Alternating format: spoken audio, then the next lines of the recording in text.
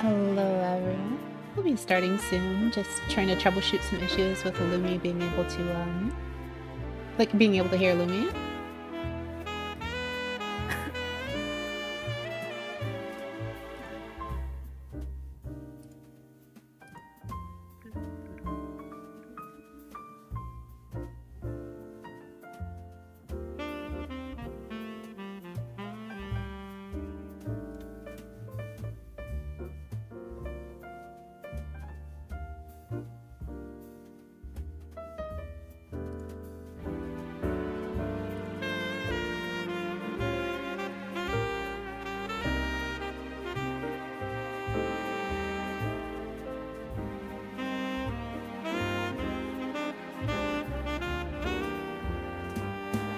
Oh, whoops.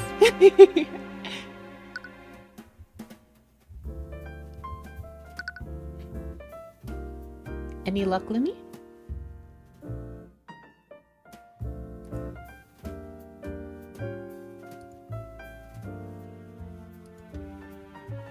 The water's too hot.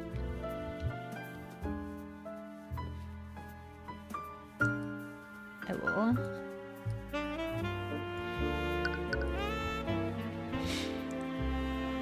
I know, right? Critical?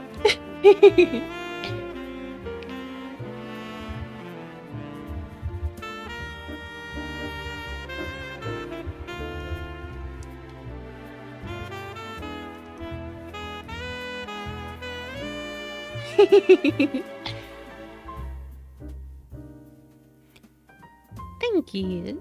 This is also the music from the title screen of the game. So like it's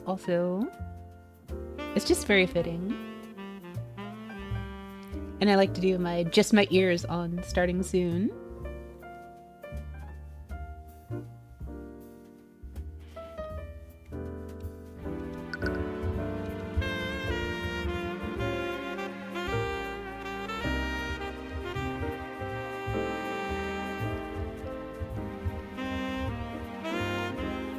Lumi is here already, but Lumi's voice is so small you can probably barely hear. So we're working on seeing if we can address that. So let me try going to sound, input. Make sure input volume is set to 100.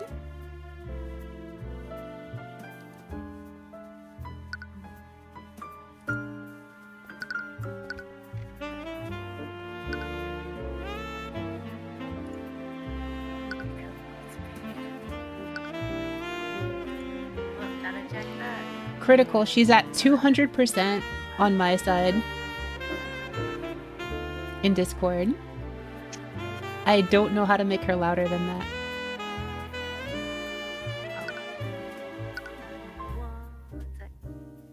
Can you hear her? She just said 1 sec. So tiny, so small.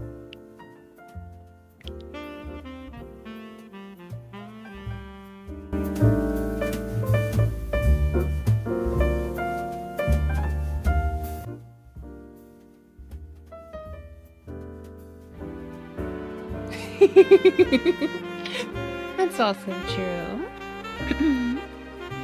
Well, I can go to the main stream setup. Hello. It is I. I'm definitely capturing Discord now. It's just Lumi is so small.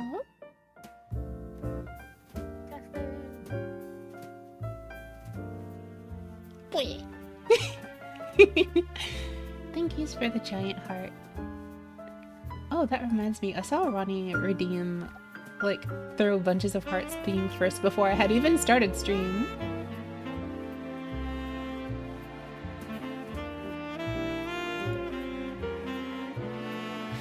Lumi, they said use your big girl voice.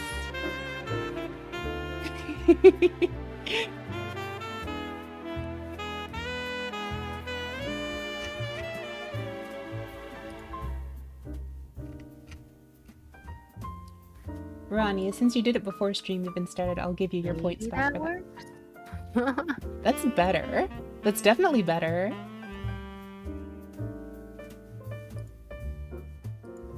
That is definitely better. Put everything to max. Okay, now I can actually hear you.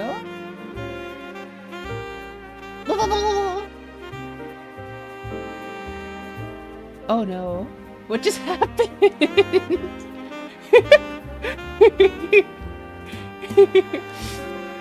Oh, I know what happened. I did a bad. I like to clear up my request queue sometimes.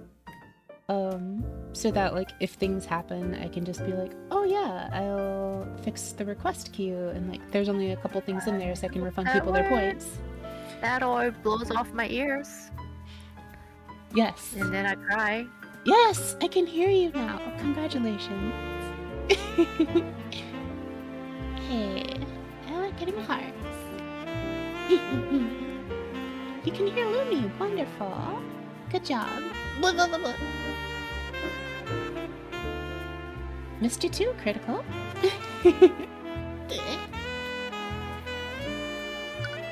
Does my sound work? Yes, your sound is working now. Good job. You did it. Just showing, I've never played this, there's no data. I just went into settings a little bit, changed the text speed. I haven't really looked at the controls, but I turned the volume just down a little bit. Is the volume good for your side? Everyone on stream? Like Crit, is volume good for you?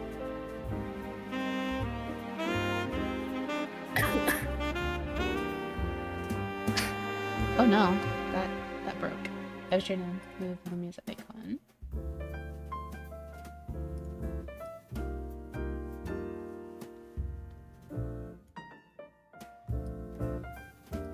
The sax is overpowering.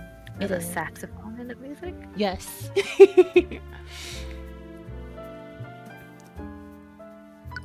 Is it overpowering me as well?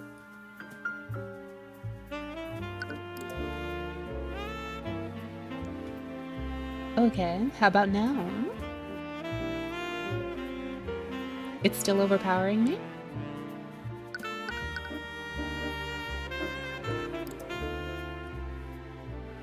The saxophone is very powerful. It wants to be heard. Wow. Okay. What do you mean even more so? Let me move myself down just a little bit. And then...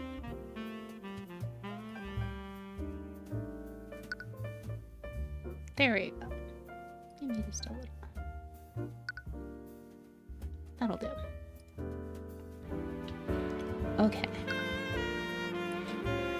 Yeah, I turned down the sax a little bit. This is a good test. I can always get louder, but I don't want to peak my mic and stuff like that, so... Alright, Lumi, think we're good to go?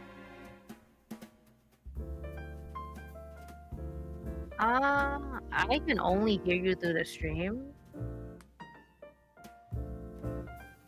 If that's intentional, I just want to know. That is not intentional. Let me fix that.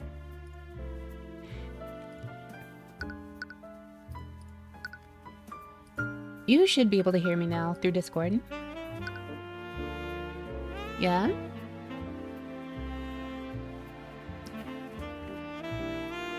Ironically, no, I do not. That's likely an issue on your end then. I turned off input sensitivity, so it's just... Yep. Yeah, that's on your end. Look in your settings and look at your your output device. You might need to reset it.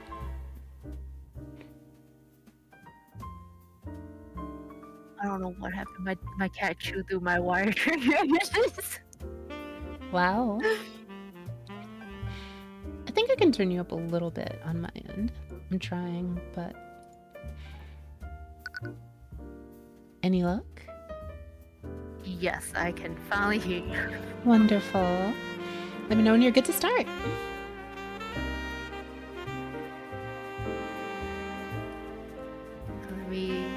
some volume around. Alright. My volume is going all over the place. Definitely gonna be something we wanna try to get ready next time in advance. I didn't know it was that bad because yesterday, for some reason, my headphone just suddenly just kicked off and connected to Bluetooth out of nowhere. Oh. I think everything is set now. Alright. I'm ready. Alright, let's get going. Wait, why are you allowed to check all the cases ahead of time? Let's just do case number 1. That's very odd that they let you do all of the cases. Maybe you just want to, like, pick a different order? That's true. The fields of battle are filled with suffering and despair. On them are a clash of souls. Souls brought to the conflict by corrupt powers that rule over them. You can do this one, Lemmy. I was transporting a client in my carriage that evening. We were driving by the McCoy Tavern when we heard a disturbance.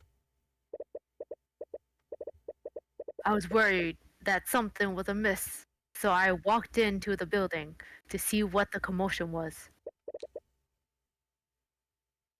There, I saw the defendant.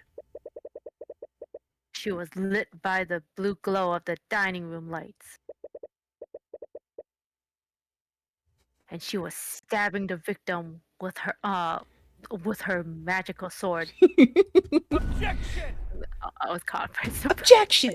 Mr. Rudolph, you testified that you saw my client murdering the victim. And you supposedly saw her casting magic while doing so?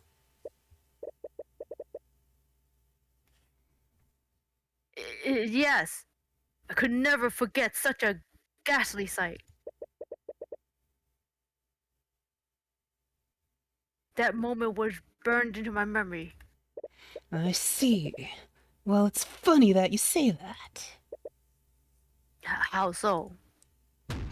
Because your entire testimony was a complete lie! What? Objection!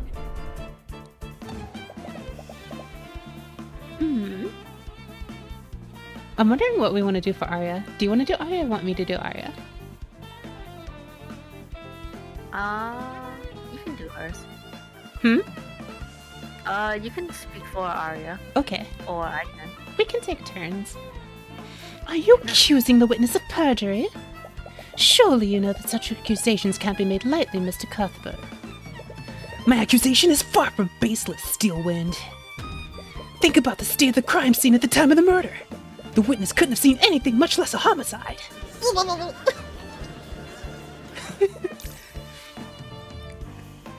He knows something.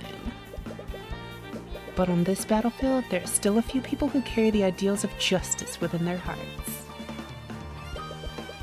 But you have to wonder sometimes, are these ideals truly just?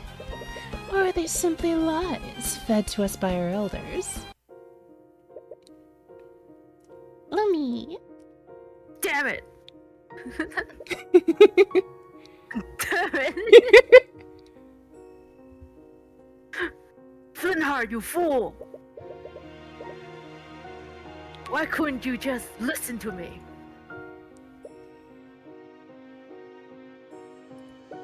Third man stairs. Rudolph, I require your assistance. Yes, sir. No, we're the same character, but different. By the scaly lord, what did you... You killed him! Alert the town guards. Tell them that you saw his daughter fleeing the scene. I'm sure the neighbor heard them arguing with each other. They'll immediately suspect her. At once, sir. Episode 1, The Cold-Hearted Aristocrat. Earlier that day.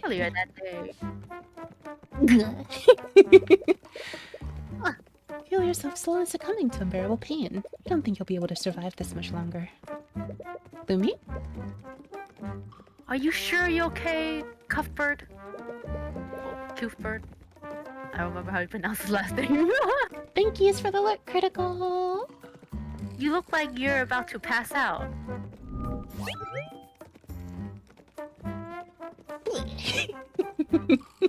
Attorney, Ruby, Timora. Occupation, attorney. Don't worry about me, Miss Tamora, I'm fine. We've been riding in this carriage for days. Tyrion is definitely not fine. With each bump in the road, Tyrion is becoming more and more nauseous. He's taking every ounce of willpower he has just to hold down his lunch. I'm perfectly fine. If you say so. The carriage drives over a large bump in the road. He can feel and hear a stomach retching in protest. That stew he ate for lunch doesn't taste nearly as good the second time. Oh, Lord. On second thought. That's better. Takes a deep breath of fresh air. It's the first breath taken today that doesn't threaten to come back out. Sorry about this. I didn't expect the road in this town to be this uneven. I suppose they don't get a lot of traffic here. We've been on the road with our mentor for days. Together, they've been searching for a man named Flinhart McCoy. Supposedly, he's been a voice of dissidence against King Oliver for the past few decades. We have no idea what kind of business Miss Tamora would have with him, but we know better than to ask questions about her affairs. You can... Hello, traveler. Welcome to Cornhaven. Sorry. No, I was saying please do that. Oh, okay. A local merchant steps out from one of the nearby shops. He has a wide smile on his face, and he approaches the carriage with the enthusiasm of a starving vulture. Would a pair of dignified individuals such as yourself care for refreshing drinks? Those are your inner thoughts. Those clothes, they must be from the city. Oh, I was like, He certainly has a friendly expression, but his thoughts seem very analytical. well, I don't need a drink, but Miss Tamora glances at Tyrion, and his stomach grumbles in agreement. of course, I have just the thing for an upset stomach. With a carriage like that, I bet I could fleece them all for a lot. His thoughts and emotions are laid bare through the eye of Horus. But the merchant's expression doesn't betray a hint of what he's truly thinking. Thank yous. I don't know what's going on with like the lag on that.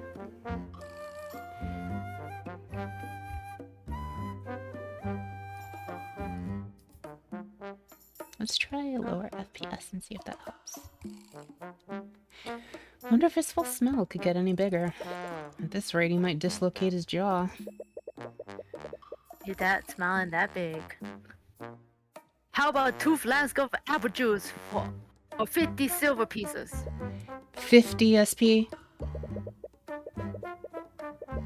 You may find the price daunting, but this is organic and fresh-made apple juice. It's just store-bought juice, but I bet they can't even tell the difference. Out of the corner of Tyrion's eye, there's a empty bottle of store-bought apple juice. It's resting on a table inside the merchant's shop. Store-bought apple juice has been added to the notes. The Cornhaven merchant has a bottle of store-bought apple juice. It's resting on a table inside his shop. It's suspiciously empty. Suspicious. Tutorial notes. Tyrion will make mental notes of notable clues he sees in the world. These notes are instrumental to solving mysteries and progressing through the game. You can check these notes at any time by opening the toolbar in the top left of the screen.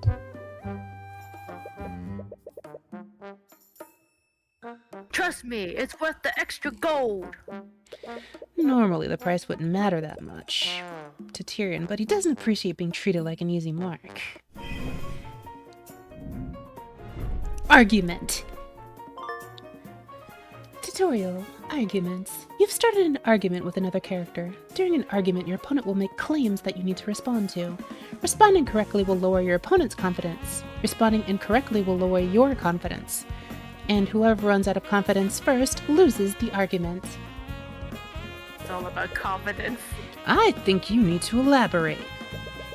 You said this apple juice is organic, but where is it made? It's produced by the hardworking people of this town, of course. In a small town like ours, we only deal with local source products. Tutorial presenting during arguments. For certain claims, you will need to present a piece of evidence to refute that claim. To proceed, present the piece of evidence that contradicts your opponent's claim. Take this! You say that, but I can see an empty bottle of store-bought juice inside your shop! Why would you have something like that if you only deal with organic products, huh? Oh, how did that get there? Make no mistakes. I only have that because I wanted to see how my product compared to the city. And let me tell you, that mass-produced slop doesn't even compare to my product. By the way, I can make the text bigger if you want. I don't know, that's hard to see. Is it good for you? I'm fine. Okay. I just tend to stutter. What an obvious lie.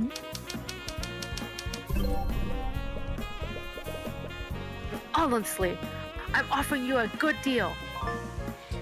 Interpreting during arguments tutorial. For certain claims, you will need to look at your opponent's thoughts and emotions. Choose the correct response depending on the information seen. A logical claim should be chosen if the opponent's thought contradicts something in my notes.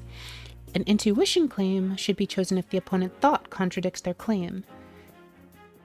Empathy should be chosen if their emotions contradict their claim. Ooh, that's your emotions.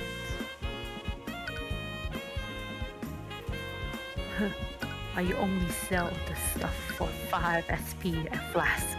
Since in this case, the thoughts conflict with the statement, this is an intuition. Sir, it's obvious those flasks are only worth 5 SP. What? How did you? Well, it's clear you're a very shrewd man. Right. Argument has been won. I'm so thirsty. Out of the corner of Tyrion's eye, there's a child watching from afar. Her eyes are fixed on the flasks of apple juice. And remember, hydrate or die. I will. I have a bottle of water right here. I'm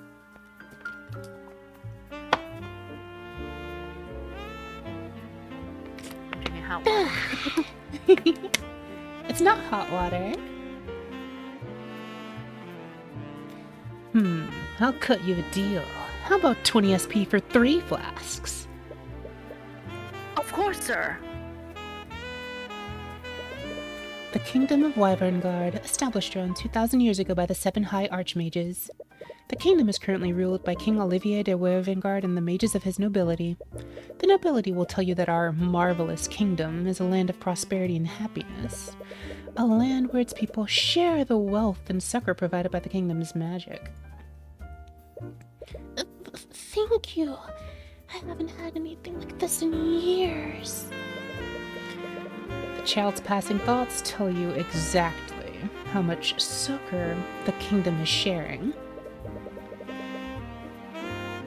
I didn't know you had such an eye for rural economics. Well, I suppose I have a good intuition for this sort of thing. Or did you use another kind of eye? I neither confirm nor deny that statement.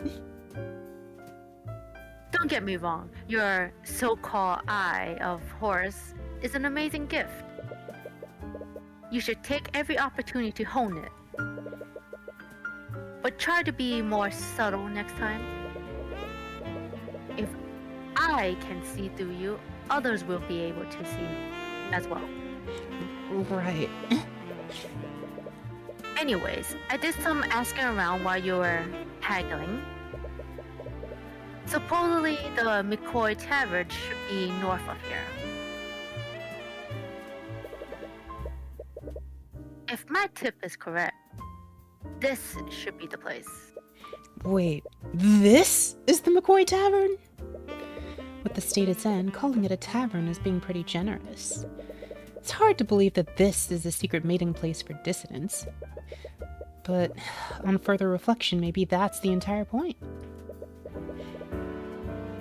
The tavern has been shut down for years. Nowadays, Flintheart just uses it to host his rallies. It is a very nice village. Although I do wonder how they're keeping themselves afloat for this long.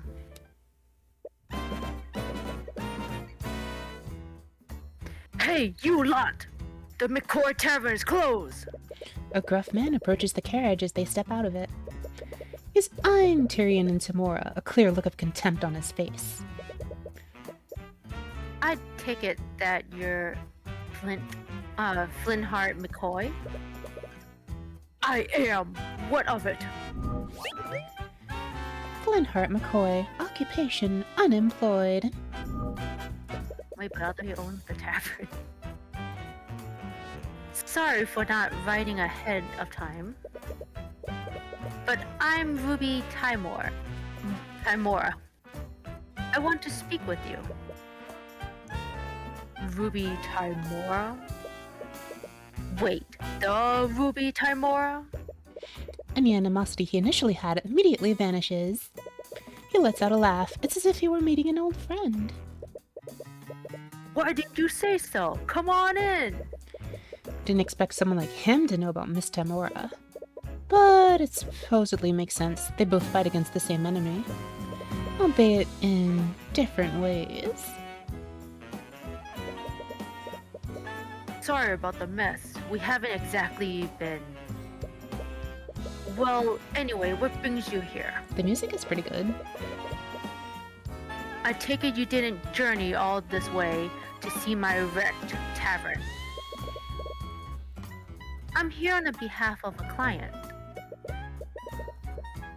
We have a proposition that you might be interested in. Is there anywhere where we could talk more privately? Sure, the kitchen is empty. Wonderful. Tyre, stay here while I speak with McCoy. But what? Don't you need my help? There's no need for that. Like hell, there's no need for that. If she's trying to make a deal with Flintheart, I can easily read his thoughts to help her. Angy Ruby noises. It's as if she heard Indra trying to be like, delicious mud. Let's eat it from the ground.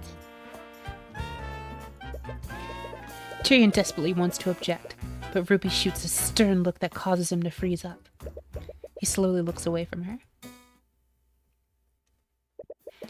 Tyrion spends some time waiting alone in the tavern standing area. It's already been hours since Miss Tamora and Flintheart went to talk in the kitchen. You can hear faint murmurs from behind the closed door, and he's been resisting the urge to eavesdrop. But even from here, he can tell that their conversation is slowly becoming more frustrated. Looks like they're gonna be a while. Well, it's a good thing he always brings a chess set around. He brings out the small chessboard that he's carried around since he was a child. Chess can be played with one person, and he has always taken advantage of that. Checkmate.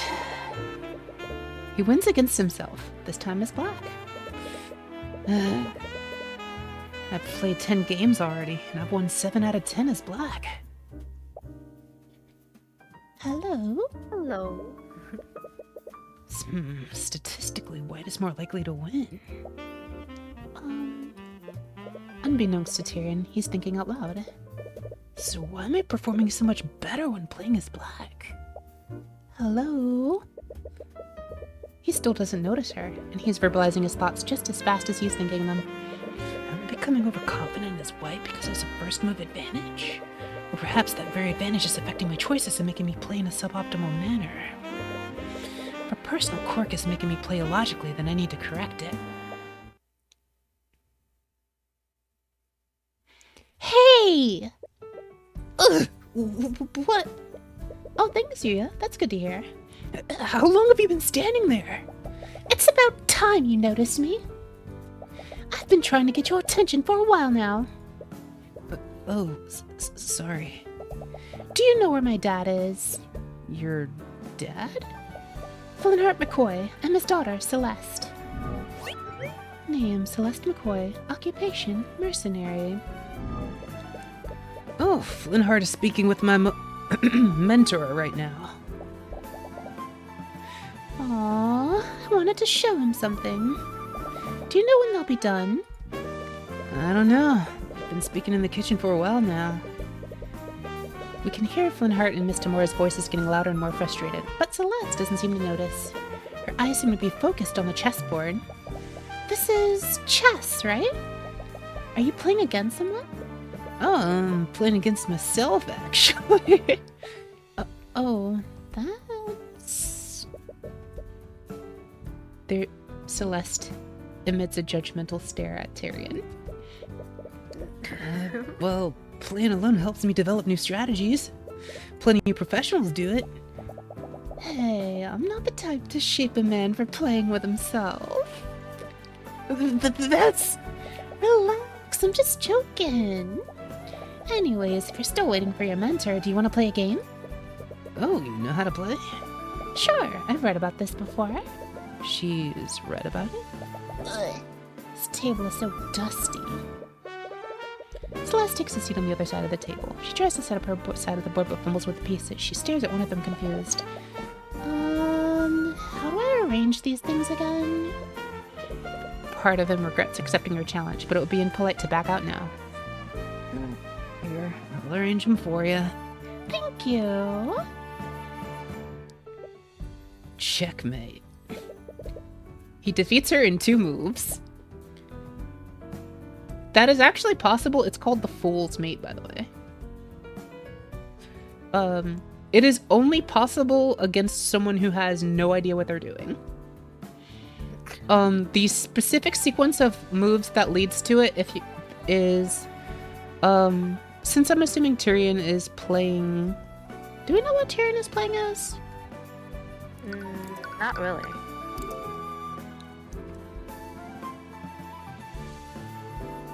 I don't think they said color. Yeah, that's true. Anyway, whoever goes first moves their pawn out to allow their queen. The second person moves their pawn out to allow their king out. Like a direct line for the on the side of the king that is not protected by the queen, they move their pawn up 2 spaces. At least 2 spaces. The follow-up to that is the person who freed their queen last move immediately moves it diagonally to check, to put the king into checkmate. It will never happen against anyone who is not an absolute beginner at chess. Hence why it's called the Fool's Mate. Just a little bit of extra background for you all. I play chess, just so you know. Wait, what? Already? How'd you do that? We decided against telling her what the name of the mate was. I'm glad I just explained why it's called the Fool's Mate. Rematch me! I want a duel! Sure, why not? It's not as if we have anything better to do. You can take over for her now if you want, Lumi. Sure. Celeste brows furrow as she tries to decide her next move. But she hasn't realized that the game is already finished. Here! She moves her knight into a position to attack the queen. It should have stopped her assault, Tyrion's assault on her king, but... Check and mate. Scholar's mate this time. Scholar's Mate is a checkmate in 4 moves that is easy to defend against, but if the person who you're playing against doesn't see you going for it, it's easy. The trick is you basically do the same thing as the Fool's Mate, but you also spend an extra turn moving your bishop into a position where it can form a diagonal battery with your queen against the opposing king. So then you move your queen up, and if they take your... They can't take... The only move that they could do is taking your queen. But if they take it, and the only piece that can take it is the king, and if they take it with the king, then your bishop would just immediately take the king, so it's checkmate in 4. What? Come on! Why do you keep doing that? Tyrion looks at the closed door to the kitchen. Flintheart and Miss Tamora's discussion is becoming louder. It doesn't sound like they'll be done anytime soon. Again! I'll definitely beat you this time!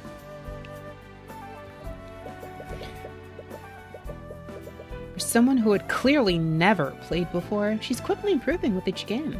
Fast learner. It's impressive. She's observing her Tyrion's strategies and adapting them to her playstyle. The way she's playing now, she could even defeat a nationally ranked noble. Checkmate. Even so, Tyrion's been playing this game for a lot longer than she has. How are you always one step ahead of me? It's like you're reading my mind. As if he'd even need to. Just one more game. I'll get you this time. Hello, Cuthbert. Miss Tamora emerges from the kitchen with Flintheart. They both look mentally exhausted. It looks like negotiations didn't go well. Dad? You want to speak for him this time? Okay. Oh, hello, sweetie. Flintheart looks irritated, but as soon as he sees Celeste, he quickly hides it behind a smile. We wonder what their discussion was about. What's this? Some kind of game? Hi, Peru. I like the slowly revolving knife as it flies away. That one hurt. Miss Tamora glances at pieces on the board. How are you today, Peru? Don't you feel too bad about losing to him? He's nationally ranked. Oh, you're a professional? Is that why you're wearing a suit? No, just a hobby. I'm actually a defense attorney. I'm pretty good. An Having attorney? fun with this. Speaking of which, we should probably be on our way. Hey, head tap. Thank you for the head pat. Oh, sorry for refusing you after came all this way. I really respect what you're doing. I don't want anything to do with your mage friends. Aw, she's sad. We wonder what he meant by that. Was Miss Tamora trying to introduce him to one of our clients? Anyway, it is getting late. If you leave now, you won't get back to the city until morning. She's right. This region is littered with bandits and brigands. You wouldn't want to run into him this late. I guess you have a point. I have plenty of empty rooms that you can stay in till morning. It's the least I can do after came all this way. Well, if it's not too much trouble, we might as well stay here tomorrow. Oops. Sorry. The tavern is shut down, but we still have some sheets and blankets. I'll get the room ready. The head pat is also in time with the music. It feels really nice.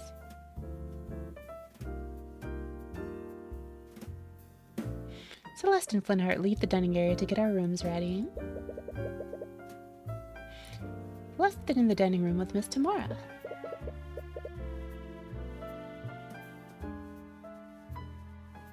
So I take it that negotiations didn't go well?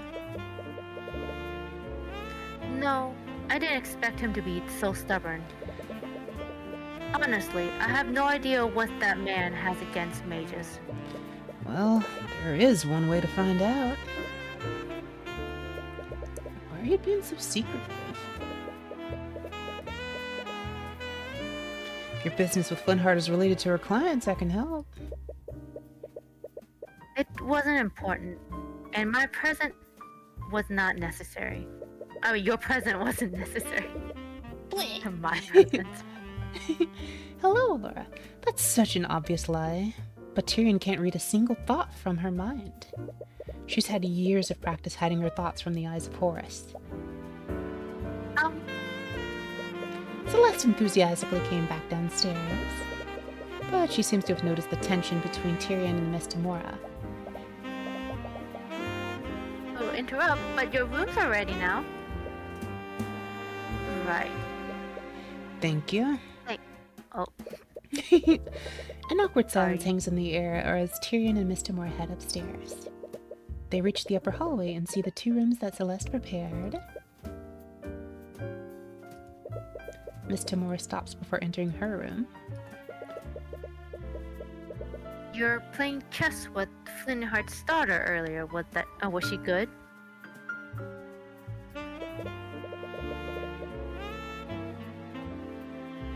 Not at first, but she got a lot better as we kept playing. I'm sorry for leaving you there for so long. I didn't expect our discussion to last that long. No, it's fine. Despite everything, I enjoyed playing against her. I see.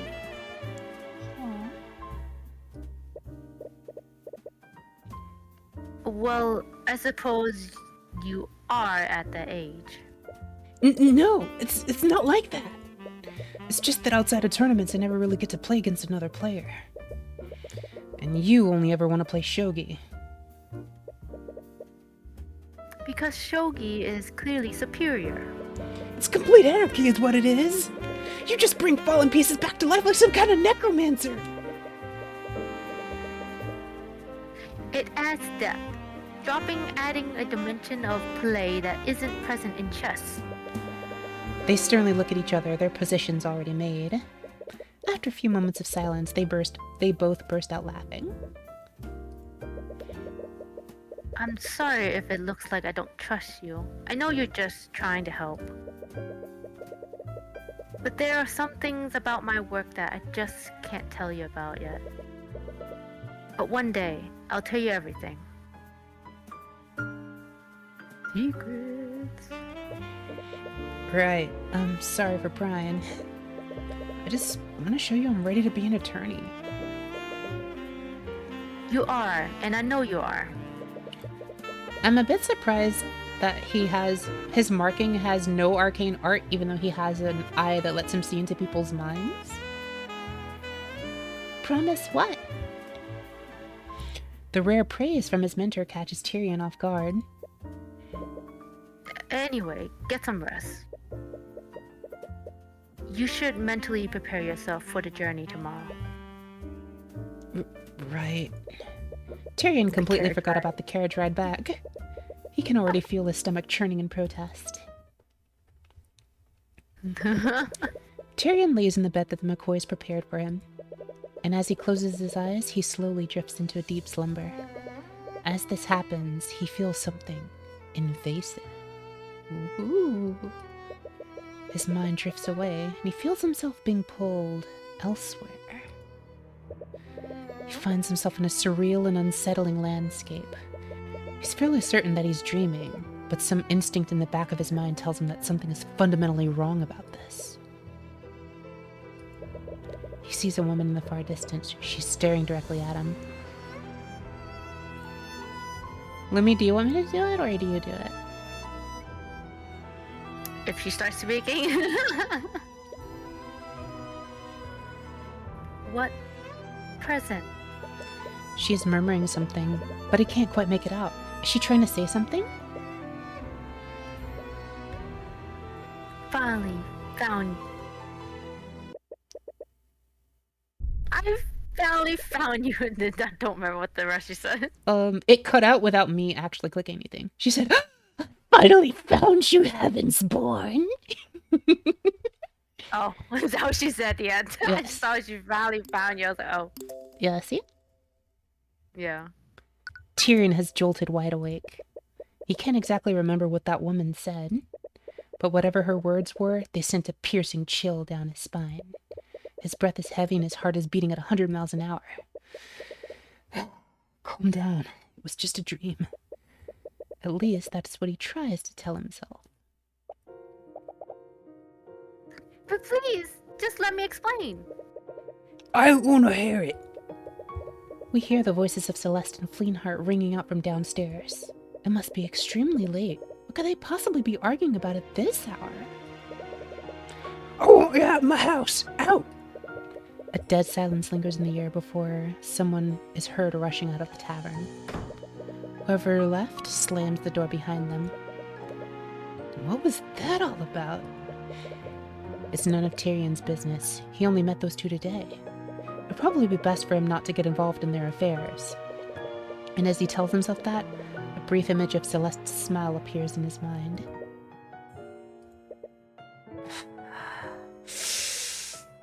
Damn it. He slowly makes his way out of his room, but the hallway is nearly pitch black. He can barely see a few inches ahead of himself. He has to watch his step to avoid tripping. He runs into Fleenheart, who was slowly walking up the stairs. Even this close, it's hard to see his expression in the darkness. Sorry, I just heard... Right, I forgot you two, His words trail off. is... Oh, whoops, wrong voice. Sorry. Is everything okay? Angry answer. Well, not angry. Sorry, I'm just gonna... Tyrion awkwardly shimmies past Fleenheart to head down the stairs. Faint cheepaw in the distance. He doesn't move out of Tyrion's way. It's clear his mind is elsewhere. I need to go fix Blurp doing that. I'll fix that between now and next stream. Tyrion arrives at the dining room, but he doesn't see Celeste anywhere. Honestly though, it's hard to tell with how dark the room has become. Celeste, are you still here? Tyrion doesn't receive an answer. He remembers hearing someone slam the front door earlier. His eyes are drawn to the tavern entrance. Oh, Rich, did you just get here? I can recap briefly for you if you like. Oh, also, I should save. The Mabinogi blacksmith looking dude. He's not wrong. He kind of did look like it. Yeah. So far what we know is we're playing as Tyrion Cuthbert, defense attorney. He has a special ability that allows him to see into the minds of others. Unless they've practiced against hiding their thoughts. But most people aren't trained that way, so he can read their thoughts and emotions. His mentor, Ruby Tamora, who is an attorney.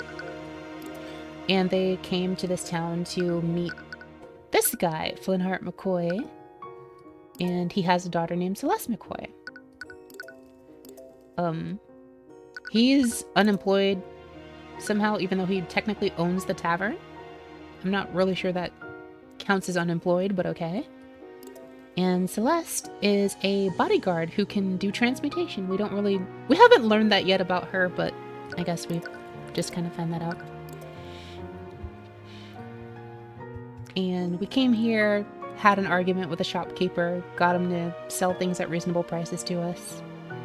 Went into a bar, had the mentor and who you call the blacksmith looking guy argue about getting involved in mage fights.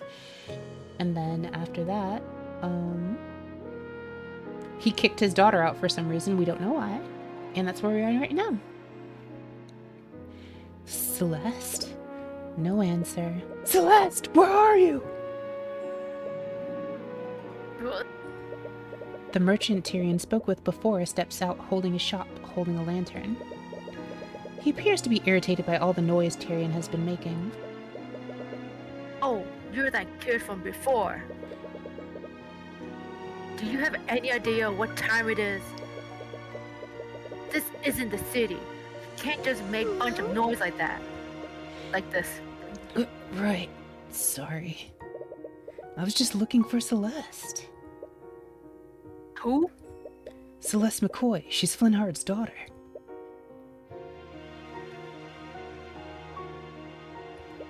The merchant's expression becomes a little colder. Do you know them? What do you want with that bastard? That damn What? two probably woke up half the street with all their yelling. I don't need you keeping us up, too. If I hear any more noises, I'm going to call the town guards. Before Tyrion can get a word in, the merchant walks back into his home in a huff. Tyrion looks around but still doesn't see any sign of Celeste. He decides to continue searching. Can't believe I said those things to her. She'll never forgive me for this. This was you. I see your temper is as short as ever, Linhart. You? Honestly, how do you live in this darkness? Looks so? What are you doing here? And how dare you bring that witchcraft into my home? You've been busy lately. Your little rallies have gained quite a lot of support. Too much support for my family's liking. And what? You came all this way to convince me to stop?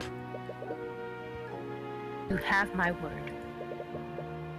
If you stop spreading dissonance, no harm will come to you or your family. Your word is the good as the dirt you lick off of King Olivier's boots. As if I'd ever trust the words of a murderer like you. Mabinogi. I wonder what his name would be in Mabinogi. Good question. Linhart, please. I could see him being called the Flintheart in Mobby. It might fit. He also could be like a less crazy redesign for Sethlin. As someone you once called a friend, I'm only going to ask you one time. Friend? Friend? I'll be dead to ground before I ever call the likes of you a friend. Ow. Get out of my house. I don't have time for your nonsense. Lily's about to do another magic trick in the background. Unfortunately, I don't think you will have much time for anything. Oh, this is how he kills the guy.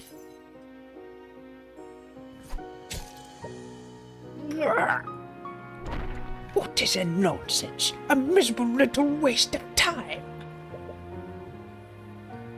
Damn it. I gotta say, damn it. Damn it. Linhart, you fool. Why couldn't you just listen to me?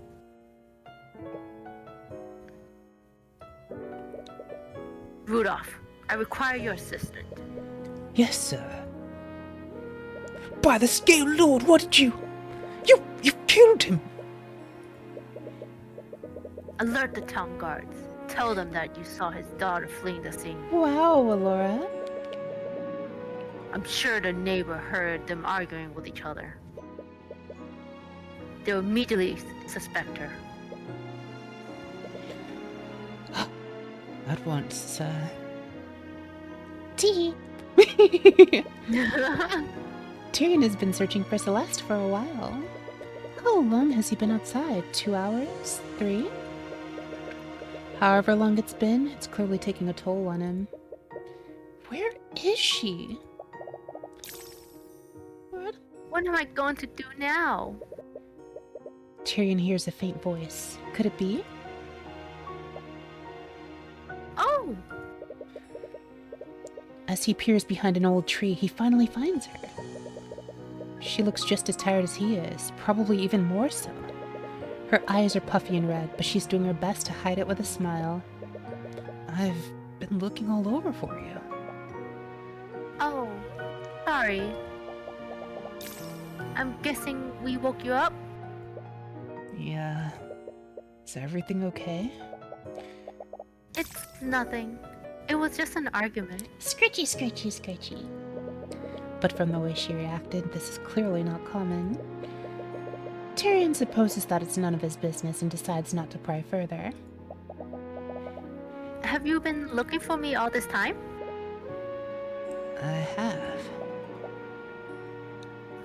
Thank you. But I'm okay now. You should head back. What about you? I think I'm going to stay out a little longer.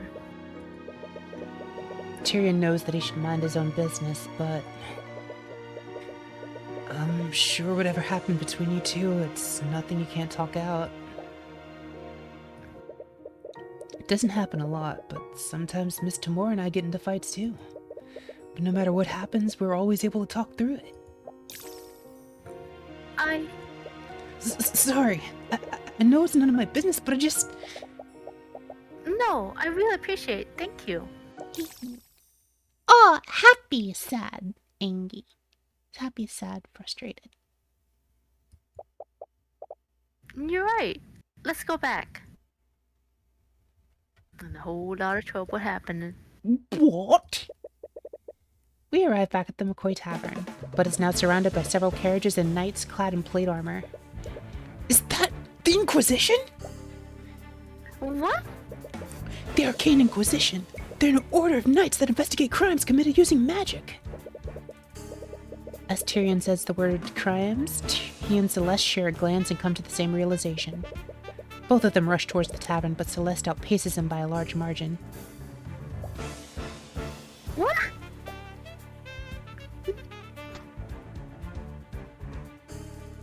You got cut off? Oh, was that too loud? My mic couldn't pick up.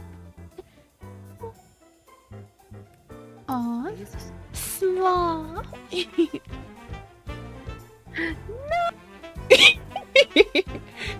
You got noise canceled. Yeah, I know. I figured. I figured. You should turn off noise cancel. I think that... Like, Yeah, turn just off the do it. automatic detection. Yeah, I turned it off. Oh, okay. It just gets cut off. No.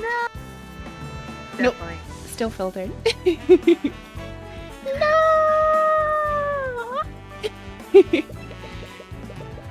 She reaches the tavern before Tyrion, and before anyone can stop her, she takes a look inside.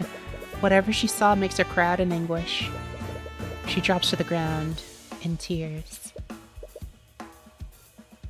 We can do this one. Okay. There she is. Celeste McCoy, by the authority of the Wyvern Guard Crown, I'm placing you under arrest. Upon seeing Celeste, one of the knights steps forward and grabs her. Surprisingly, she's able to break free from his grip and tries to push further into the tavern. Noticing the commotion, 3 other knights rush to grab her and begin dragging her away. She kicks and screams against them, desperately trying to break free. Even between the 3 knights, it's taking all of their strength to subdue her. What are you doing to her? What's going on here? Tyron. Miss Tamora approaches Tyrion. He breathes a small sigh of relief when he sees that she's okay. Miss Tamora! Ah, I should have known he was one of yours. Just stay out of our way.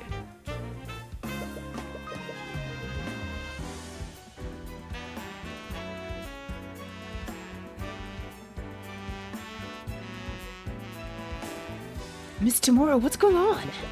Why is the Inquisition here? I'm surprised myself. But from what I understand, Flynn McCoy has been murdered. Murdered? Would you like to save your progress? Yes. Please let me save. I don't want to have to redo that. Episode 1-2, The Cold-Hearted Aristocrat, in the Barracks. Tyrion follows the Inquisition back to the city where Celeste is being detained. According to Miss Tamora, Celeste was the prime suspect in Flynn's murder, and due to the supposed nature of the crime, her case would be pushed to trial immediately. But many elements of the situation still don't make sense. The Inquisition only investigates crimes committed using magic. So why is Celeste their prime suspect? Suspicious. Could she be a mage? This is ridiculous! She has a right to speak to an attorney! Anyway, Tyrion finds himself met with another hurdle, a very frustrating one.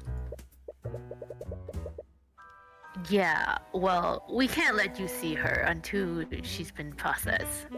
Her trial is in an hour! How's she not been processed yet? I don't know what to tell you, kid. I wish I could help. Tyrion doesn't need to use the eye to know that's a complete lie. So, you're really planning to defending her? Do you know if she can even afford a lawyer? I can't just stand here and do nothing. You saw them, didn't you? There's no way she would murder her father like that. Tea. The question look. I know that look. I was saving this for a special occasion, but... Attorney's runestone has been added to your notes. The runestone is a clue, which is a magical runestone that allows you to take pictures of crime scenes and write notes telepathically. Every attorney has one. It's almost like a badge for them. This is an attorney's runestone? If you're going to the defender, you're going to need one. Tyrion begins to tear up. He's wanted one of these ever since he was a child. It's basically a badge of honor for attorneys. Don't cry, Cuthbert. Sorry. Just so moved. Anyway, keep one thing in mind. If you're trying to defend her, the Inquisition isn't going to fight you fairly. Our court system only exists to create the illusion of justice. Oh Lord. They hate people like us. They will do everything in their power to sabotage you. Damn it, Tyrion knew that they'd try to get in his way, but he didn't expect them to do it this blatantly. Ugh, what's with all this noise? You're that knight from the tavern! That's Commander Orm White to you, kid. Thank yous for the head pat. Yay!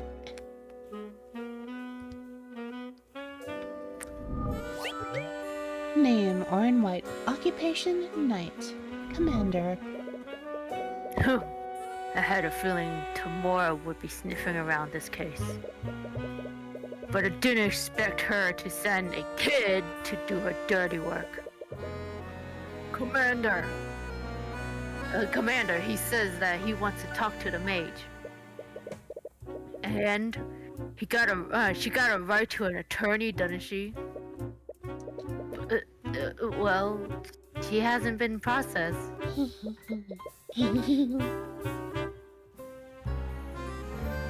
Commander White looks confused for a moment. The hell kind of bullshit are you trying to pull? Let him do, you idiot. Yes, sir. Yay! just saying all these words. The knight leads him through the halls of the dungeon. For something built in the capital, it looks extremely old and decrepit. The prisoners are all sad, angry, or frustrated. Tyrion picks up the negative emotions of the prisoners nearby. It's a heavy and almost crushing feeling. He's always had to avoid crowded places because of how sensitive he is to people's thoughts. He's never felt this much concentrated despair before. This reminds me of the mood matrix from... what was it? Dual Destinies?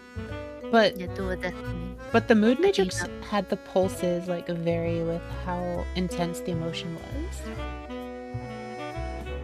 I love that game. It's a good game. Oh, it's you. Happy?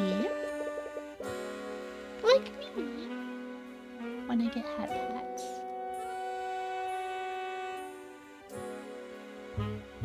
Celeste is lying down on the cold floor of one of the dungeon cells. But she immediately gets up as soon as she sees Tyrion. What are you doing here? Miss Tamora told me about what happened to your father. I'm so sorry.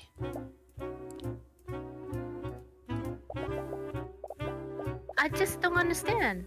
I don't understand any of this. Why would someone do this? And why are they blaming me for it? I'm not sure about the details, but it's clear that there were elements of magic involved in what happened. Since they arrested you based on that evidence, I can only conclude one thing. Celeste, you're a mage, aren't you?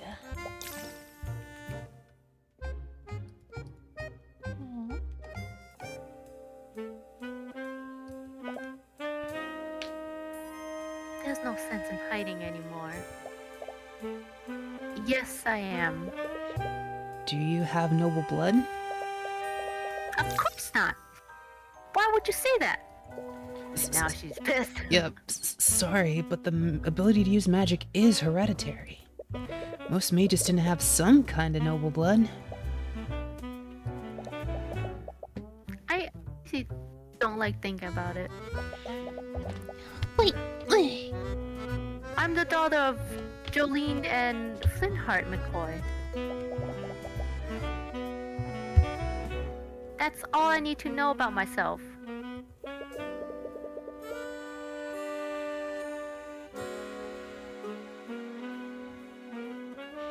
It would probably be best not to push the matter further.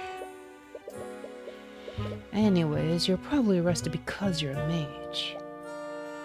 What? A crime was committed using magic, and you were only a mage around at the time. Is that seriously the only reason? I only know how to cast one spell. The Arcane Inquisition doesn't care about the truth. They only care about closing their cases. It's like the Dark Age of the law all over again. Celeste, your case is being pushed to trial. You're going to be brought before a judge within the hour. What? No one told me anything. Damn it, they weren't even planning on telling her? Just gonna arrest her and send her away. If you'll have me, I'd like to be your defense counsel for the trial. Hey, God, you an attorney. Would you really do that for me? After everything I've seen them do, I can't just stand by and do nothing. But they're part of the kingdom. Do we even have a chance? It's hopeless. Celeste, man, king or god, I won't let them do anything to you. What? Sorry, it's just something I have a habit of saying. No, don't apologize. Aw, she's a little happy about that. I really appreciate you doing this. It's clear this entire situation is bittersweet for her, and because of the Inquisition's delays, Tyrion hasn't had any time to investigate the crime scene. He was confident before, but he begins to doubt whether or not he can really do this. Everything's happening so fast, it feels unreal. No, he has to do this. This is the exact reason why he became a lawyer. No matter what happens, he'll acquit Celeste. Trial time! You can do the Magic. judge.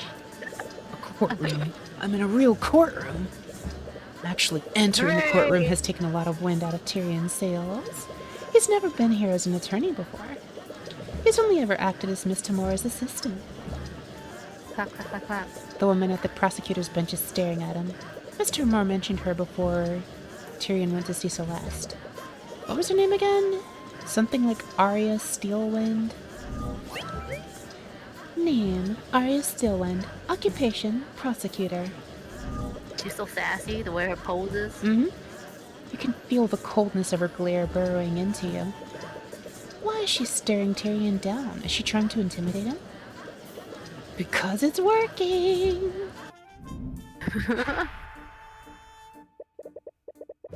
Court is now in session for the trial of Celeste McCoy.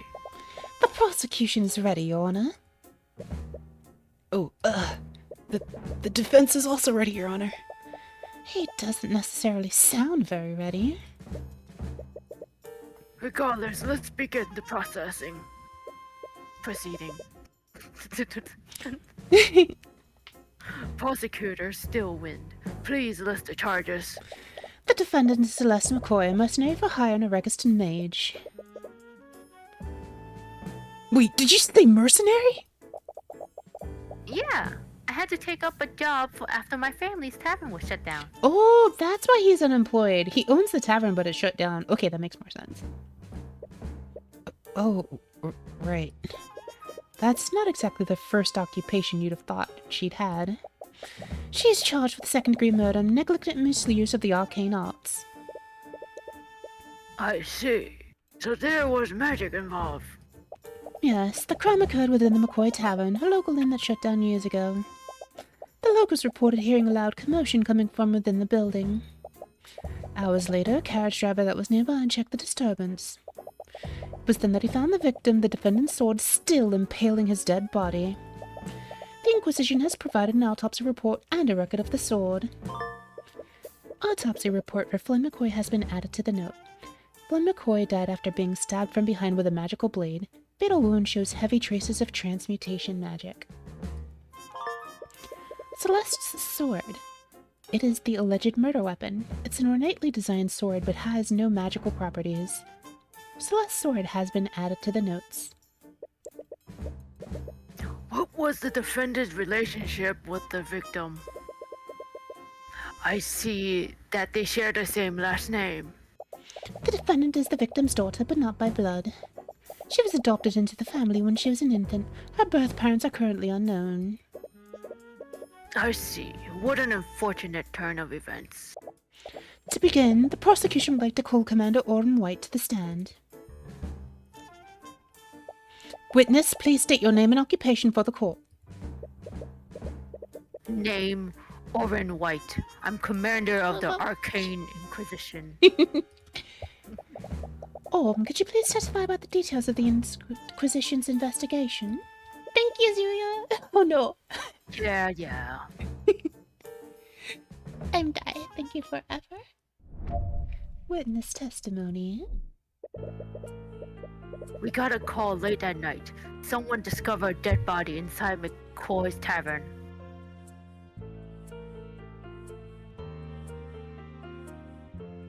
Oh, do you want me to read again? No. I'm dying. When we arrived on the scene, we found Flintheart McCoy dead on the floor. The defendant's sword was still inside of him. I'm alive. We have several witnesses who heard the victim and the defendant in a loud argument before the body was discovered. The defendant is not alive. Their argument must have turned ugly because the defendant killed the victim using her magic sword. Isn't that really incriminating? One of her possessions is the murder weapon? Mr. Cuthbert, you may begin your cross-examination. He opens his mouth to respond, but nothing comes out. He can't think of anything to say. Everything is blank. Mr. Cuthbert. The judge's eyes are kind of scary. It is. He feels like he's just staring. He feels like just cut off the bottom, like cut off all of his head, like just his head, and stick it around a corner like late at night with just like those eyes looking at you from around the corner, just like The big wide eyes. I'm trying to do it as Aki, but just like I'm searching for you. I'm here to stare at you. What pretty ears you have. Your eyes are so same thing. I was like, beautiful. Might I have his eyes one? His eyes are really scary. They are. Hey, what are you doing?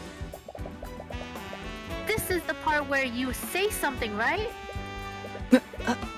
I'm sorry, I don't. His anxiety is just getting worse, and his breaths are becoming more and more desperate. Is he hyperventilating? What a disappointment. I was hoping to fight against the Infinite Ruby tomorrow today, but it's clear you can't even hold a candle to her. Your Honor, it's clear that the defense has nothing to say against the prosecution's overwhelming evidence. this case is pretty closed. No, open and shut. By the end. No, wait. This isn't what's supposed to happen. I'm sorry, Tyron. I couldn't I quit. I quit Faye. She was found guilty. What? But that means... Are they going to execute her? No, not again. Are you seriously going to let that happen again? Tyron! Celeste grabs Tyrion's shoulders and shakes him out of his panic. You need to calm down. Her gaze is calm and focused despite the gravity of the situation, but she looks stern, not angry. I'm sorry. I didn't mean for this to... Stop! Just listen to me. You know what to do, right? Just do it the same way you play chess. What? You don't know. You were just so calm and focused when we were playing before. No matter how close I got to beat you, you always knew how to stay calm and win. So just channel that feeling and look at the pieces. Thank you, Yuya. What is that? I will check later. That doesn't make any sense, and yet... Tyrion takes a moment to focus and let everything else disappear from the world. Oh, thank yous.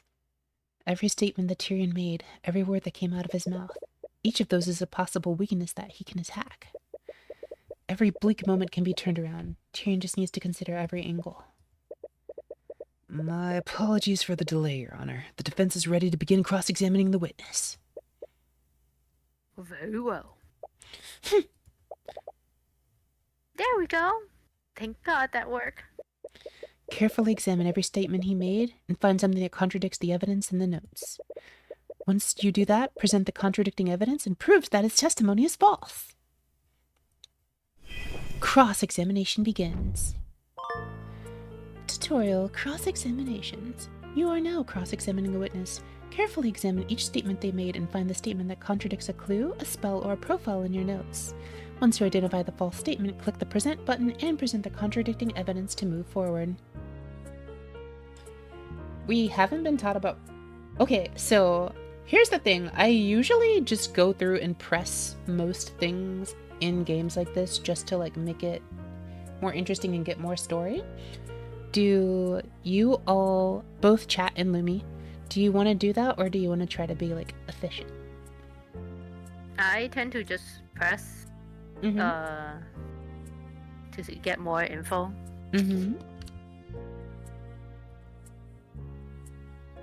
That's what I mostly do. Okay. And then eventually like present at the end. Okay. So let's do press. Hold it!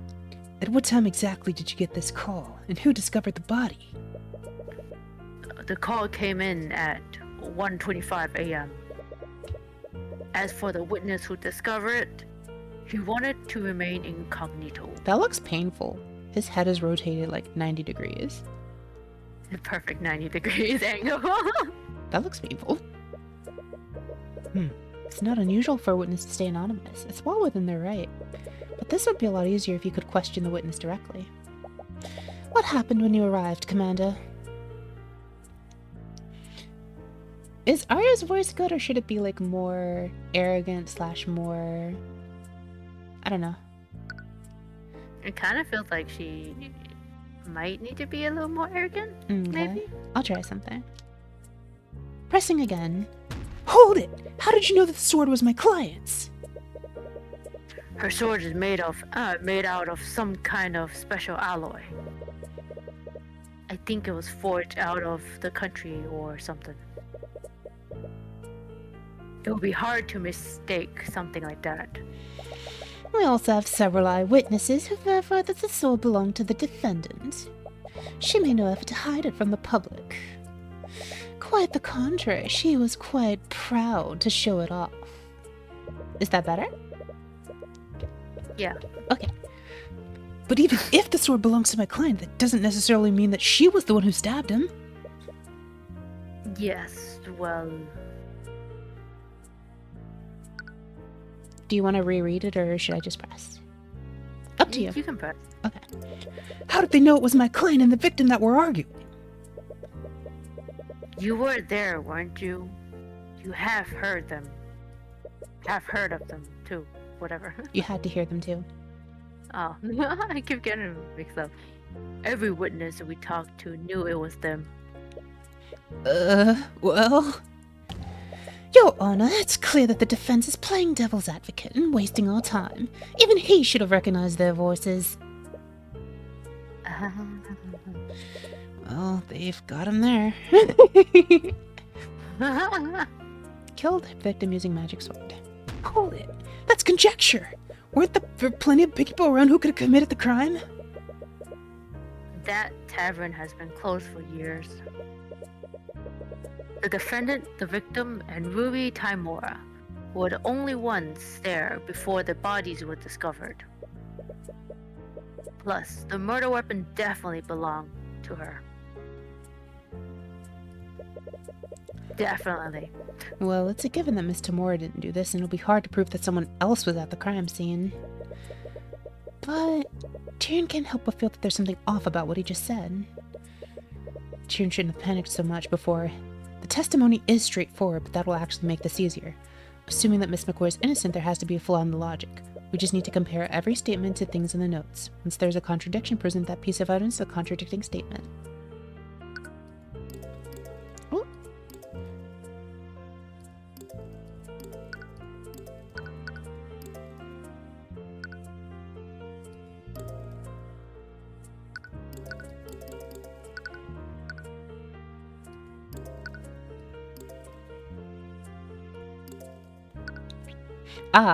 The contradiction here is, he says, the defendant killed the victim using her magic sword. The issue is that the sword itself has no magical properties. It is ornately designed, but is non-magical. So we shall present the evidence here to contradict his claim. Objection! Commander White, you testify that the victim was killed using the defendant's magical sword. Am I correct? Yeah, it's pretty obvious when you look at the crime scene. Objection! I think I'd rather have to disagree with you on that. The defendant's sword couldn't have possibly been the murder weapon. What are you talking about, kid? The sword was inside his body. Of course, that was what killed him. That may be the case, but take a look at the autopsy report. It states that the fatal wound had heavy traces of magic. So how would a non-magical sword leave traces of magic on the body? What? To leave a trace like that, the wound would have had to have been created with something magical. My client's sword may look fancy and expensive, but it is entirely mundane. That doesn't make a lick of sense. If the sword didn't kill him, then why was it in the body? Yes, I find that quite strange as well. Well, there's only one reasonable explanation, Your Honor. The wound was created magically, and someone shoved the sword into the wound afterward. The hell are you talking about? The defendant is a damn mage. She could have easily killed the victim using magic. Objection! The victim... Oh, wait, that may be, Commander. But why would she kill the victim using magic and then stab him with her sword? She would just be incriminating herself. No, if anything, the series of events proves one thing. Someone used magic to kill the victim, and then they pushed my client's sword into the wound to frame her. Objection! Objection! Don't get ahead of yourself. What? Your Honor, the defense is trying to spin the facts in his favor. He claims that a third party committed the crime and used the sword to frame the defendant. But wouldn't the simple explanation be this? Magic was being channeled through the sword at the time of death. That is what left the magical trace on the body. Commander, please tell the defense how the murder was committed using magic. What? Alright. I think I see where you're going with this. Witness testimony. It's true that the sword itself isn't magical, but magic can still be channeled through it. That defender over there, her spells compendium. Compendium? Yes, compendium. Compendium has a spell called Mage Blade. That's actually unlikely. She said earlier, like that in and of itself is likely untrue because, just sorry to interrupt, but I just want to point it out now. Earlier she said she can only cast one spell and that spell is transmutation. Yep. She must have used it on her sword before stabbing the victim. That spell is the reason why there were traces of transmutation magic on the wound. So, her spell compendium contains a spell called Mage Blade. A spell compendium is a magical device that lists every spell a mage can cast. Luckily, Celeste's compendium only contains one spell. That means she can only cast that one spell. Celeste, do you have your spell compendium with you? Oh, I left it at the tavern after. Well, you know. I can't look at the description for Mage Blade. You'll have to approach this another way. The commander's testimony was a lot vaguer this time. If you can press his statements, you might be able to find new information that we can use against him. Cross-examination time. Tutorial: pressing statements. During cross-examinations, you can press statements to acquire more information. Sometimes new testimony statements will be added as a result. Sword itself isn't magic, but can be channeled. Are you saying that my client used a spell and channeled it through her sword? There are a vast number of spells that operate like that. Are you ignorant, child? Spells from the schools of transmutation are almost always channeled through an object. Her compendium has Mage Blade. Mage Blade? It's a transmutation spell that sharpened my sword. I usually use it when I need to cut through an enemy plate armor. Tyrion, we didn't realize that she led such a lethal lifestyle.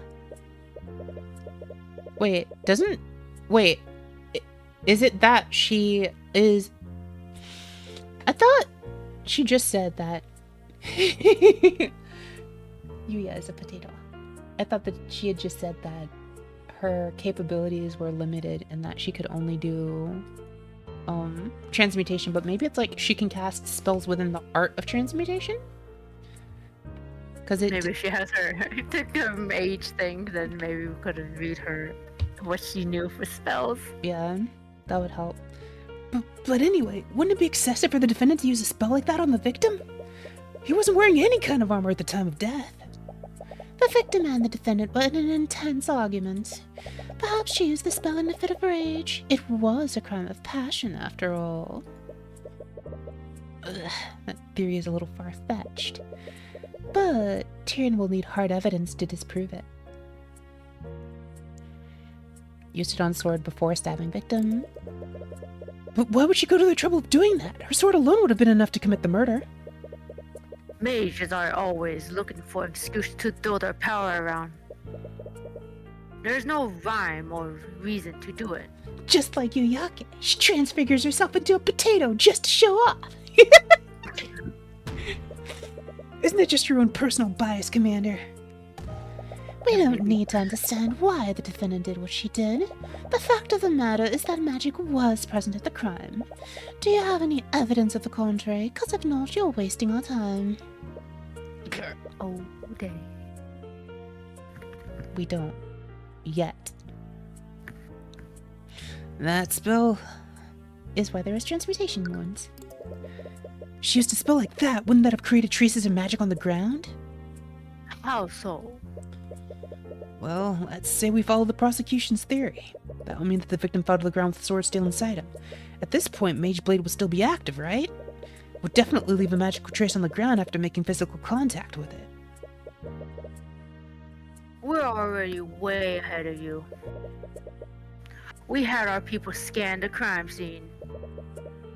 And we found traces of transmutation magic right under the body, just like you said.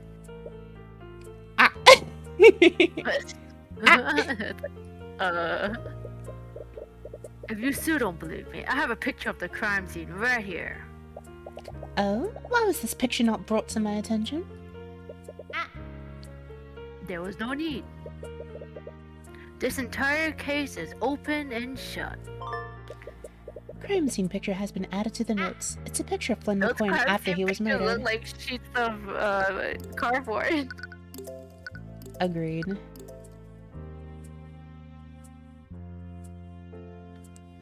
What is like the hexagonal thing the traces of? Why is it so big? Or it looks like a gun from this direction. Yeah, the handle is like... It's up here. But it looks like the handle rotates like 90 degrees. Like, see it? Yeah, I see it. The handle is literally... The handle literally does rotate. Yeah, because see it... Like, literally just rotate this 90 degrees and you get that picture. Mm-hmm. That is weird. Why does her sword rotate?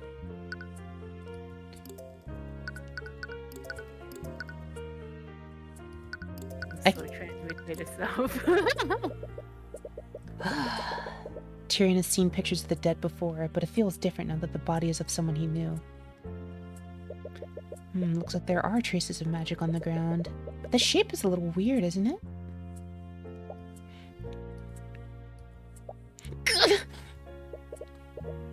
What was that just now?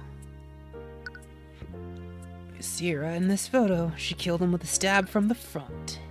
And this is where the issue lies. His autopsy report says he died from after being stabbed from behind with a magical blade.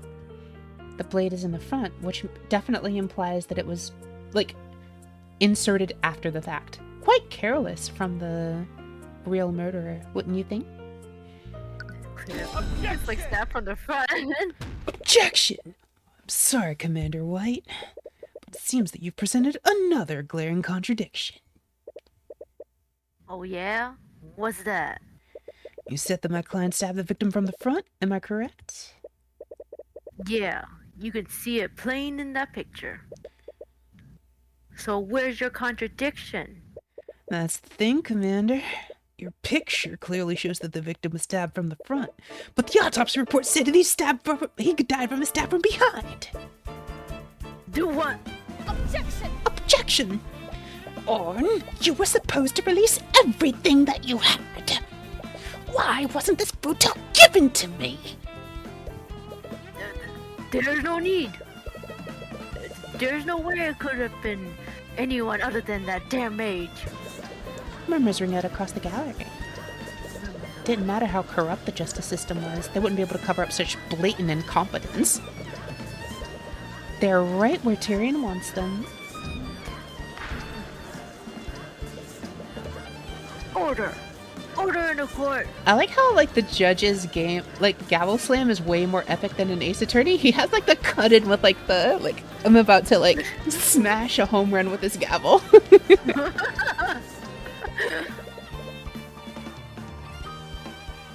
Mr. Cuthbert, what is the meaning of this? I'll tell you what the meaning behind this is, Your Honor. As the autopsy report states, the victim died from a stab wound originating from his back. But this photo clearly shows the sword entered from his front. This can only mean one thing. This sword was inserted after the fatal wound had already been created.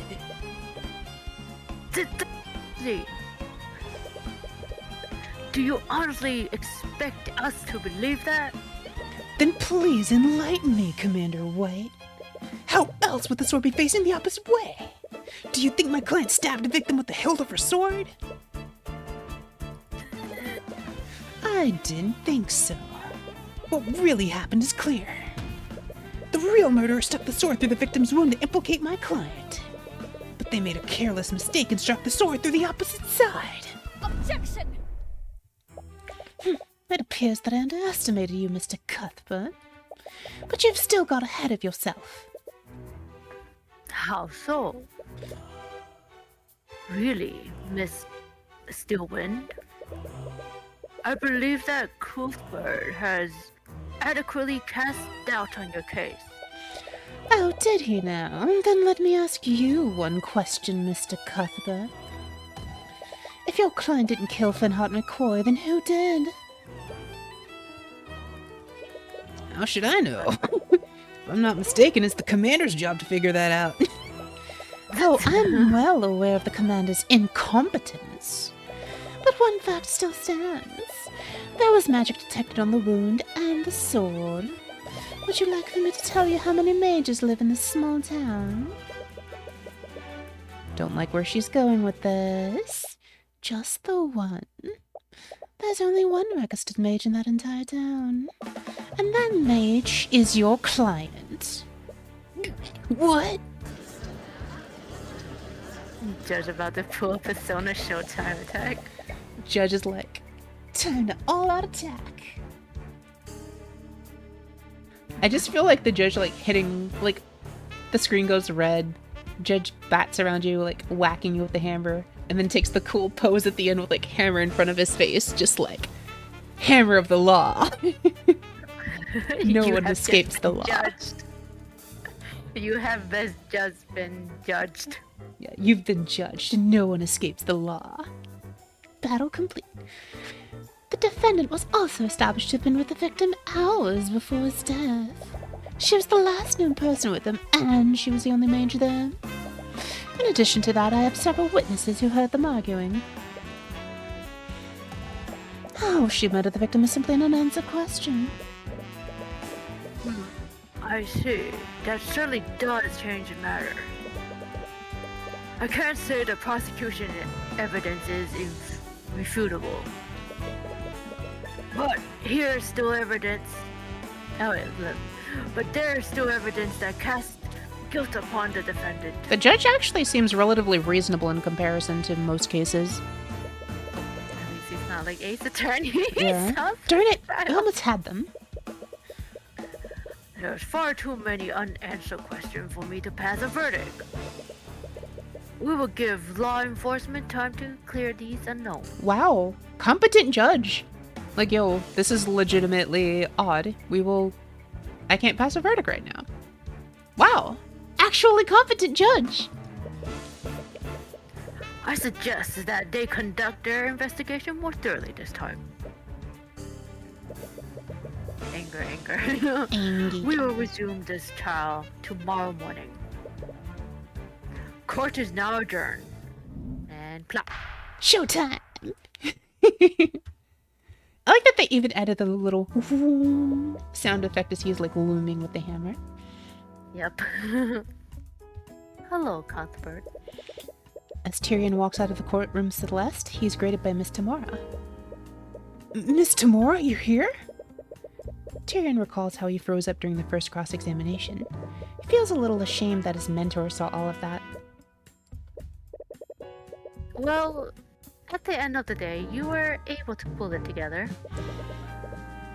And once you did that, you performed adequately.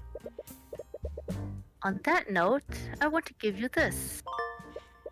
Celeste's spell compendium has been added to the notes. It is Celeste's course spell compendium. It contains the formula for the following spell, Mage Blade. Mage Blade has been added to the notes. It is a transmutation, which requires the incantation Arcane. It is a verbal only that requires no gestures. Its duration is 1 minute and has the concentration status. For the duration of the spell, the edges of the object being channeled through, usually a blade, become unnaturally sharp, making it more effective at slashing through tough material. While under the effects of this spell, the object emits a radiant yellow glow. The target object must be no larger than a 5-foot cube. My spell compendium. I swapped it from the dining area before the Inquisition arrived. I thought it'd be best for you to have it. So, this is your spell compendium. And it only has one spell. My mage blade. This means that the prosecution has to prove that Celeste used that specific spell. It will restrict how they approach this case, which gives you an edge over them.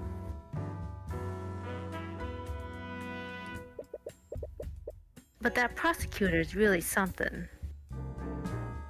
You mean Prosecutor Steelwind? Yay, Indra, glad you like it. Tyrion still remembers her ripping glare.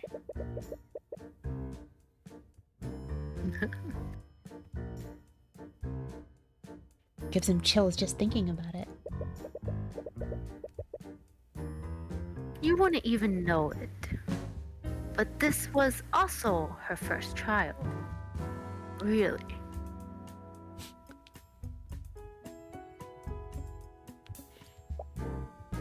Really?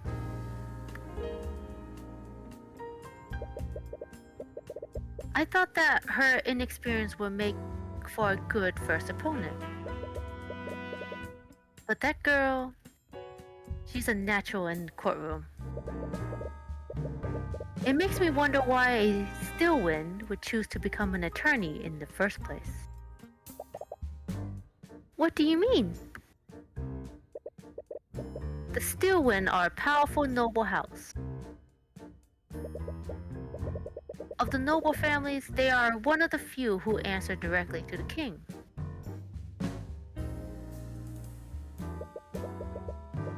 Most members of their house take high-ranking position in the kingdom military.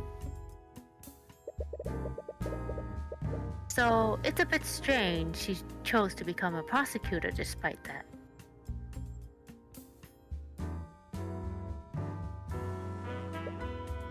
Steelwind. I feel like I've heard it somewhere before. In any case, it's best that you focus on the trial. You have about a day until courts resume. Right, now that I have Right. time, I'd like to ask you some questions, Celeste. Namely about that argument you had with your dad. Oh, The bailiff is staring daggers at Celeste. It looks like they're waiting to take her back to her cell. Whatever questions Tyrion has to have for her will have to wait. he should go probably. I should probably go. No. Celeste walks away while avoiding eye contact with Tyrion. Bringing up her argument with Flintheart may have struck a nerve. I'll use this opportunity to investigate the crime scene as well. I wouldn't be surprised if the Inquisition missed something. You're really embarrassed them today.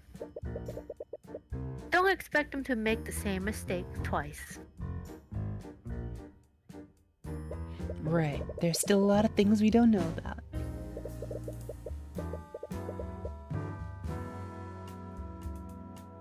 As much as I hate to admit it, your skill of deduction far surpasses mine.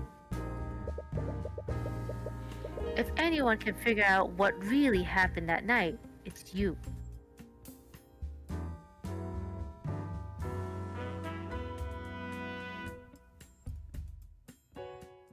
Let's see. We're now at the McCoy Tavern. We arrived back at the McCoy Tavern. Luckily for us, the Inquisition set up a teleportation circle for us to use. Wow, teleportation circles exist in this world. Oh, you can teleport fast, like instant. Yeah. That circle, we can magically teleport between the capital and the crime scene instantaneously. I guess that solves the issue of moving around. It's definitely miles better than having to travel by carriage. Is that a poke at Ace Attorney? Especially like the Great Ace Attorney where they actually are canonically traveling by carriage. Oh, it's you. What are you doing here? Commander White takes notice of Tyrion as he enters the tavern. Looks like he's working with a team of knights to investigate the crime scene. I'm the defense attorney in this case. I have just as much right to investigate the crime scene as you do. Yeah, whatever. Just remember, I got my eyes on you, kid. I want to examine things before I do anything with you. There's a chalk outline of a person on the ground of the tavern. This is probably where Finhart died. The outline matches the picture that the Inquisition took. Nothing seems out of place here. Inquisition lit some candles, but there's a magical lamp right there. I wonder why they're not using those instead. There's a broken bottle on the floor. It's shadowed close to the chalk outline of the body. The label has the words Lotus Juice on it. Really? What an odd cameo. For those who are unaware, Lotus Juice is a rapper slash artist who puts out a lot of good music. I'm trying to think of like something that's like the most common. A lot of people know him for, I think it was Katana Gatare work?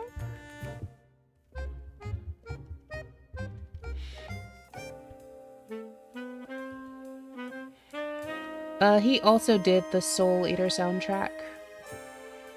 He did Mass Destruction from Persona. He had a part in that.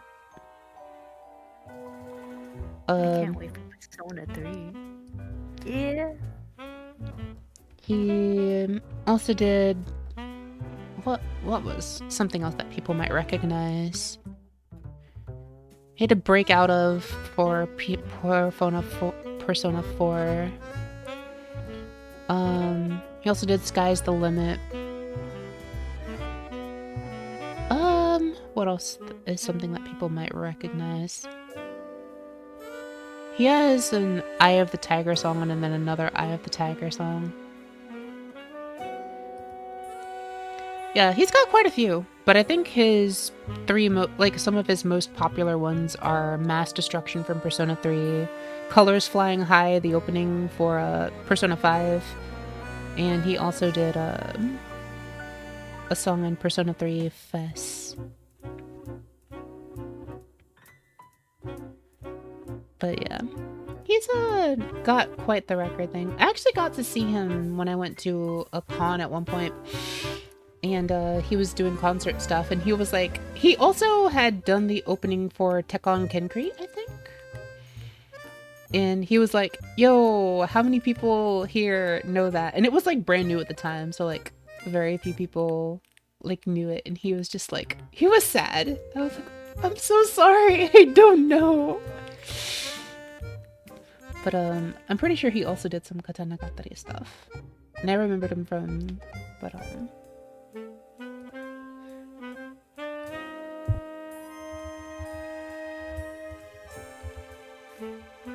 yeah, he did Lay Back, which is one of my favorite songs from that. And then there's even he even has some songs in JoJo, actually. He did Overdrive from JoJo. He also did Oh Please. From Battle Tendency. He's got a lot of cool movies. He also did the the visitor arc for the irregular at Magic Husk. No, it was Bungo Stray Dogs. Sorry, it wasn't freaking Tekken Concrete. It was Bungo Stray Dogs. My bad. My bad. Tekken Concrete is way older and he wasn't involved in that. My bad. He did do Soul Eater as well. So, just interesting little side note for you all. I've never heard of that brand before. Must be foreign. Shattered bottle of Lotus Juice has been added to your notes. The shattered remains of a glass bottle. You found it next to Flemikaru's body. The label says the words Lotus Juice.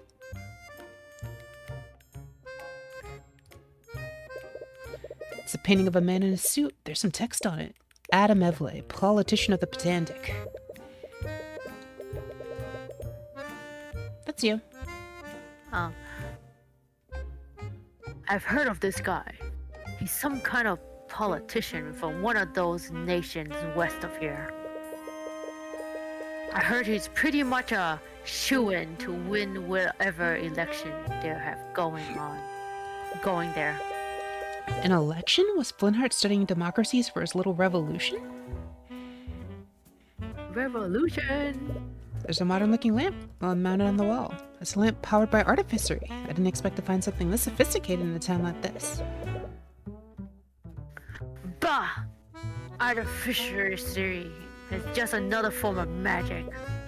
Actually, artificery draws from surrounding ley lines too. I didn't ask for science lesson, kid. Anyways, look where artificially got these folks. The arcane power cells broke, and they haven't had any powers for weeks. Yup, nothing can beat good old oil and flames. Broken power cell has been added to your notes. The McCoy Inn is outfitted with several lamps powered by artificery. However, the arcane power cell has been broken for weeks and the lamps can't be turned on. Another picture! It's a painting of a mage and there's some text on it. Samala Daglian, a legendary practitioner of the arcane arts. He mysteriously disappeared one day. It's rumored that he was developing a formula for a new transmutation spell. However, he was reckless in casting it, and he quickly lost control of its magic. His body was never found. Many speculate that he didn't actually die during the accident. But if that's true, where did he end up? Sounds like a cautionary tale against using magic. Well, that might explain why Flintheart keeps it in his tavern. I think we've almost got everything. I like how, like, they, like, have a little pop-up that makes it easy to check if you've gotten everything. That was one thing that, like, and I also don't have to look quite as hard. Like, a quick scan across the screen and seeing, like, all the pop-ups helps a lot. Alright, we are done examining. Let's just start asking some questions. I was wondering if I could ask you some questions about the case. Ha! If I helped the likes of you, I saw who your boss is, and I know what you're up to. That witch probably sent you here to con me. Incompetent fool, I don't like people like this. They make me angry. Angry.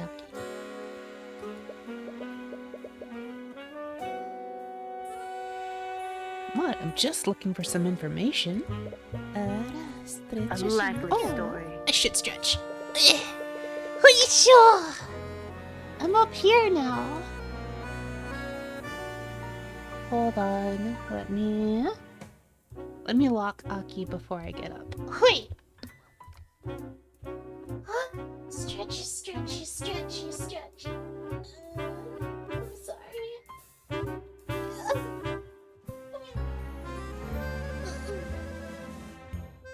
Bend further back.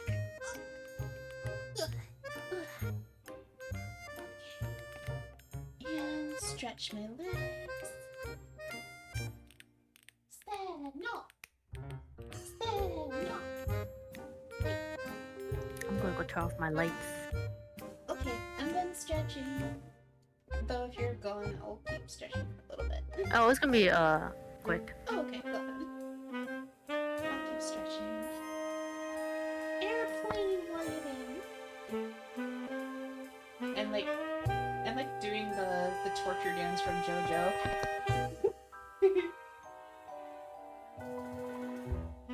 Okay, I am back. I am also back. Unlocking Aki. Hello. Hi, Yuya. You cake. You're a bean cake. Bean cake. You have many beans. Yes, you're Yuya. Yuya. Bean cake Yuya.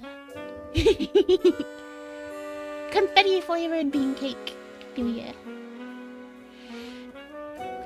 He was cooperative before when he let us see Celeste. Why is he being so stubborn now? Is he angry that you embarrassed him in court today? In a case, we won't get anywhere at this rate. If we want his help, we'll have to persuade him through an argument. Psychological profiles tutorial. It helps to prepare before starting an argument with someone. Talk to Orm or present items to him to build a psychological profile for him. If you feel the profile gauge, you'll receive more information during any arguments against him. Let's talk about the Inquisition first. So, what does the Arcane Inquisition do exactly? You're trying to pick a fight with me? No, I'm just genuinely curious. Well, I'm sure you already know, but us Inquisition... sorry. Rainbow. Inquisitor are... can't pronounce that word. Investigate crimes that involve magic. Inquisitors, by the way. Inquisitors. I don't know why I kept thinking. Do crimes like this happen often? Nah. Maybe once in a blue moon. It makes sense. Most mages are in the nobility after all. Even if they're untouchable, they don't make a habit of getting into trouble with the law. Must have an easy job then. You got that right. The only reason we exist is to clean up the nobility's messes. Doesn't seem that happy about that. Mages? Commander White, you seem to speak negatively about my client's magic. Do you have a personal grudge against mages? You're damn right I do. Wow, you didn't even try to deny it.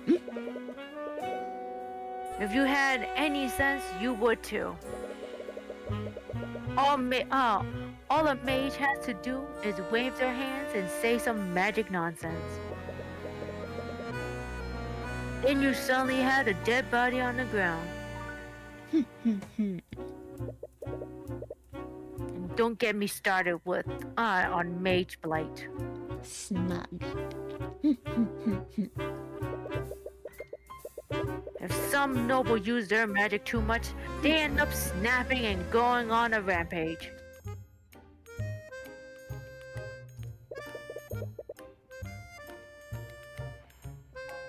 I don't know if this is going too far, but why join the Inquisition if you hate mages so much?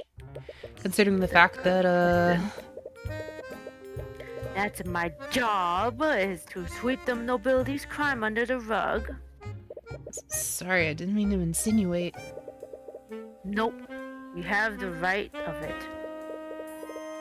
Anytime the noble is involved in a case, I order to look the other way. You don't seem very happy to do that. Why just stay in this line of work? Because every once in a while, I'm allowed to put a criminal mage behind bars. We can't go after the nobles, but any other mage is fair game. Or at least they were before your boss showed up.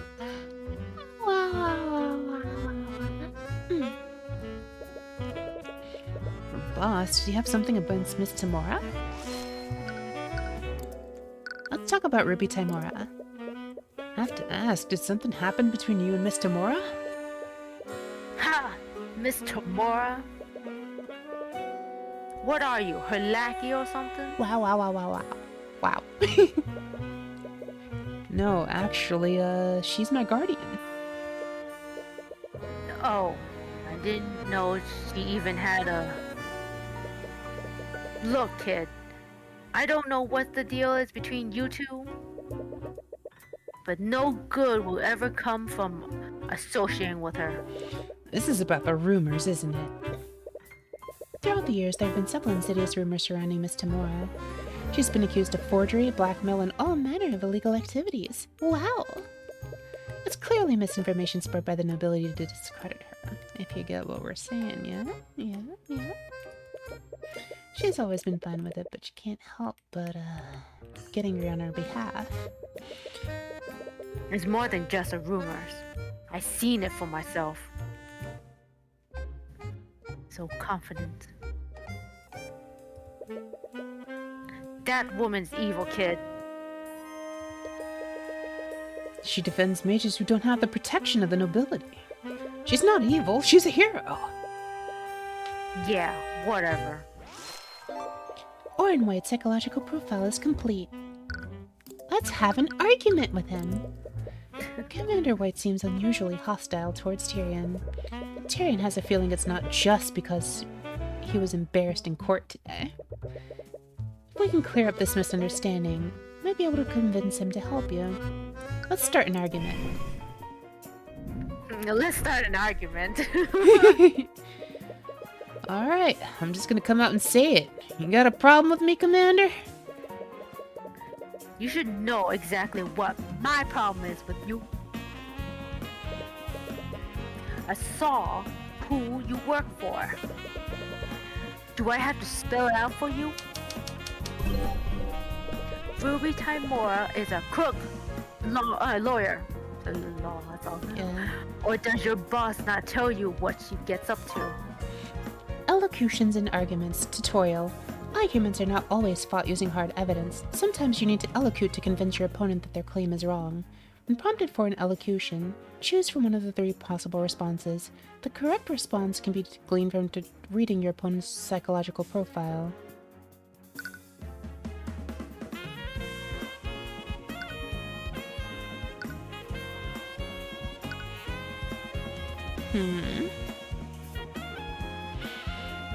I think the best one is either deflect or rationalize. Both of these work. I feel like deflecting it onto yourself is a little bit more efficient just because he will respect you if you defend yourself against personal. So, like, you deflect it away, like, the attention away from her and don't, like, you're not necessarily defending her, but you're deflecting it onto being like, yo, what she does is irrelevant. I'm the one that you have to deal with, so stop being a pain in my butt. Deflection! Regardless of what Miss Tamora has done, I'm the one heading this case. Whatever problems you have with her, they have nothing to do with me. That still doesn't change the fact that you work for her. I've seen that woman do all kinds of shady shit in this case I worked. Forgery, bribery, blackmail, you name it. You're just another crook. I'll bet you're just the same. A successor for the devil of a defense attorney.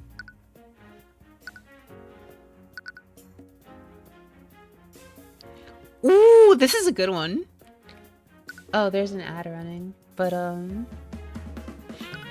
so, we can either say, I'm not Ruby Tamora, regardless of what you've seen her do, I'm gonna run an honest case. I don't think deflection is right here. But, all I've done so far is point out the mistakes you've made. Yo.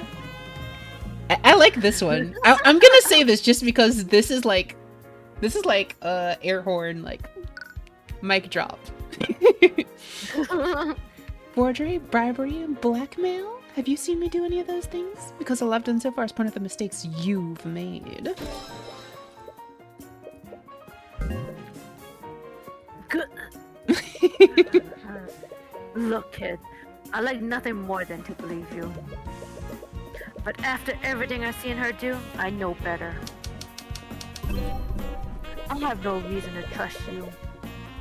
Anyone tough with that woman can't be anything more than a crook.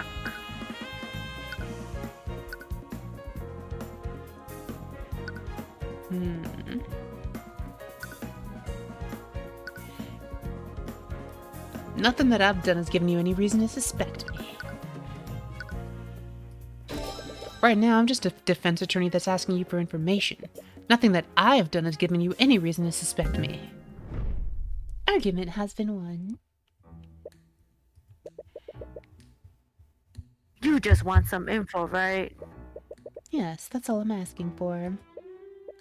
Alright, I'll answer your questions. Just don't make me regret this. You've successfully persuaded Orem White. Murder weapon. This probably goes without saying, but I don't believe that the sword is the murder weapon. Right, I guess you have to prove that someone else put the sword there. Did the Inquisition find anything suspicious on the scene? If you're asking if we found another bloody weapon lying around, we definitely didn't. That would be a little too convenient, wouldn't it? But let's say that girl really is being framed. If there was another murder weapon, the killer probably walked out with it. Do you think they could have hidden it somewhere in the tavern? Doubted. After the trial, Stillwind turned the place upside down and scanned it with her magic. If someone did hide a murder weapon here, they hid it well. Or they hid it in plain sight. Orm's mistake. I can't believe you made such an obvious mistake during your investigation. No, shut it with that. I already got an earphone from Stillwind about that mess. Well, you don't have to worry about me mucking up things. Stillwind's basically taken over the entire investigation. Wait, does she have the authority to do that? Normally, she wouldn't. But I know better than to go against orders from a noble. Right, there's definitely a strange power dynamic between them. But honestly, that girl sweats the details too much. You're a prosecutor. It's your job to sweat the details. Bruh. Why are you... How did someone who is like, I don't care about any of the details, manage to become the commander of the Inquisition? It's the power! Oh my god. Okay. She even had my men draw a scale map of the crime scene. Wait, really? Do you have a copy? Sure, knock yourself out. Don't know how much good it would do you? Crime scene at McCoy's Tavern. A geometrically scaled map of the crime scene. It has been added to your notes. Let's look at it. Wow. It's a D&D map! Yo! Put some goblins on this map. Let's go. Each square is 5 by 5. Yup. It's literally a D&D map. Alright, let's start taking this map and use it. Mm-hmm. Because remember, like, D&D has 5-foot stepping, too. Like, a square is interpreted as 5 feet. This is literal. Maybe that's what they did. They just took one from D&D. They literally made a D&D map and then just copied it. Arya Steelwind. I heard that this was Prosecutor Steelwind's first trial. She must be pretty talented if that's true. Pain in my ass is what she is. That damn noble comes in here telling me how to do my job. I honestly have no idea what she's even doing in this line of work. I heard that she's from a renowned noble house. She must be a pretty powerful mage. Ha! Powerful is an understatement. The Steel Winds who came before her could turn this entire town into glass crater. Wow. Crater. What? There's no way that's true. Right? Tyrion believes he's found everything that he can here, but what does it all mean? There's no murder weapon, and there's no obvious evidence of another person at the scene. Hey, you okay? You got quiet all of a sudden. Alright, just focus. Close your eyes and let everything else disappear from the world. Hey, you listening? So, there's no clear evidence pointing to another killer. There is, however, evidence pointing to how Flintheart moved before his death. What? What can we tell about how Flintheart died? There's no blood trail leading to or from the body. What does this imply about the location of Flintheart's death? Thank you for the chain heart. What does this imply about the location of Flintheart's death? The killer attacked Flintheart.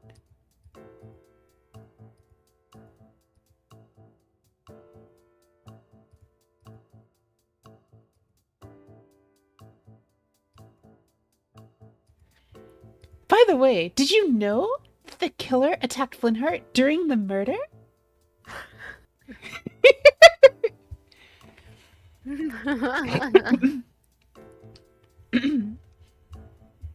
Let's see. The killer, I would say the important thing is that the killer framed Celeste after the murder, but that's also something that we know. What new information is there?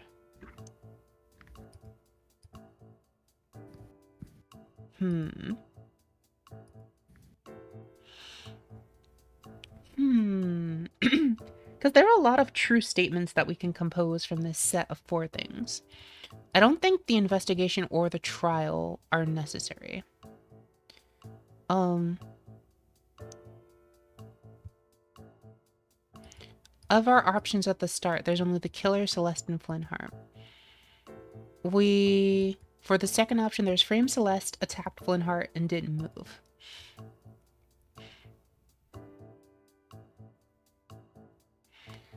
Another thing I think the most interesting element that we can derive from this that isn't something that has been expressly stated thus far is that Flintheart didn't move before the murder.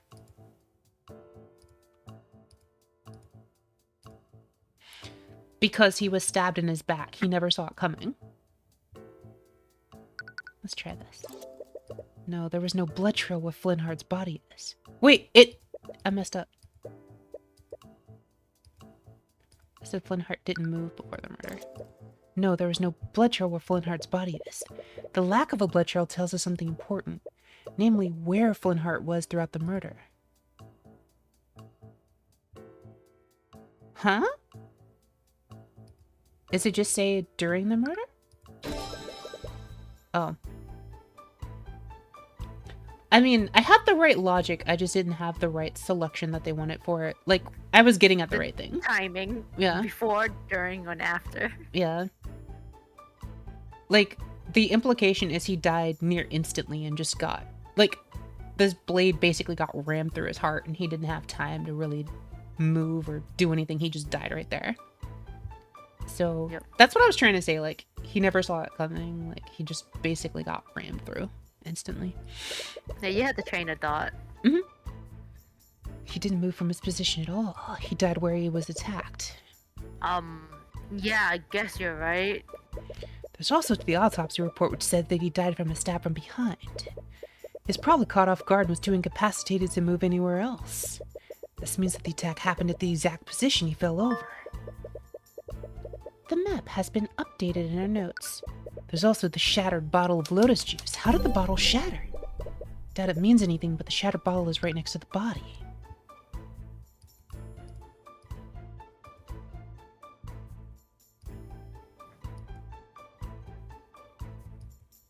No way did you... I don't think the killer threw the bottle.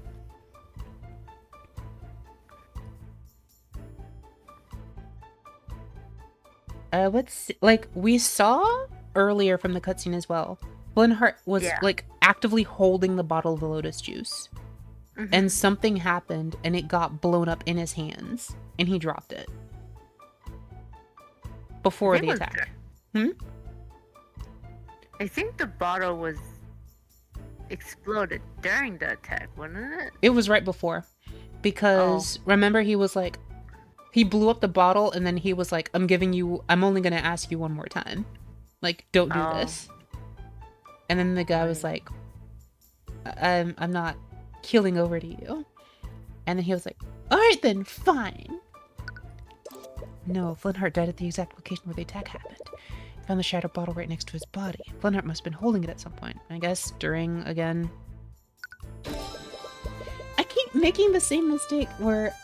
Like, I could have sworn that the chain of events was before, but apparently it's during. Flintheart dropped the bottle when he was attacked. From that, we can infer that he was holding it the moment before. What? Now it says before. Are you?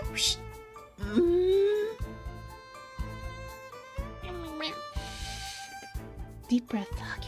Deep breaths. I said before. Okay. And the answer says during. And then he immediately says he was holding it before the moment he was attacked. The shattered bottle of lettuce juice has been updated in the notes. What's so strange about one bottle though? And you? I would say you're just... It may seem like an insignificant detail. That detail could help me infer other elements of what happened during the murder. Right. Because you have the biggest heart of all. It's also the fact that the artificery lights were out. Were these candles here when you arrived at the crime scene, Orm? No, we had to light some so we could see the crime scene properly. We thought it was weird too. The girl and her father must have had an argument in pitch darkness. What can we infer about the state of the crime scene? So they didn't light any candles to make up for the broken lights. The crime scene had no lighting before the murder. Now, these candles were lit by the Inquisition after they came to investigate the murder. The dining room lights had no energy for the last week. It seems strange, but this can only mean one thing about the room's lighting. I swear to the heavens, if this is another before versus during, I am grabbing a plushie and squishing it very aggressively to vent. Okay.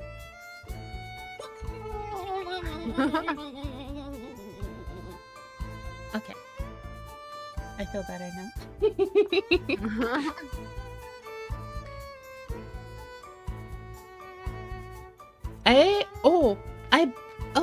And aside from that, there is a place near me that sells really nice, like, stuffed animals and, like, big squishy pillows and like, the type of, like, giant stress relief pillow animals that you can get.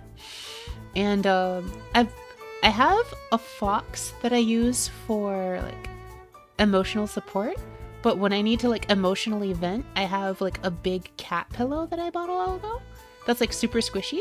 And both my supervisor and one of my, like, friends / admins came by and, like, saw the cat and the fox on my desk, and they were like, "Oh my god, those are adorable!" And they're like, "Our daughters would love these. These are so pretty." And then my supervisor was, like, really stressed out, and I was like, "Do you need to borrow my cat? Do you need to borrow my squishy cat to like, de-stress?" And she was like, "I don't know." And while she was waffling about it, I just went, grabbed the cat, and, like, came back to her. And I was like, "Here, squish the cat. It'll make you feel better." And she was like, "This does actually help. Thank you." The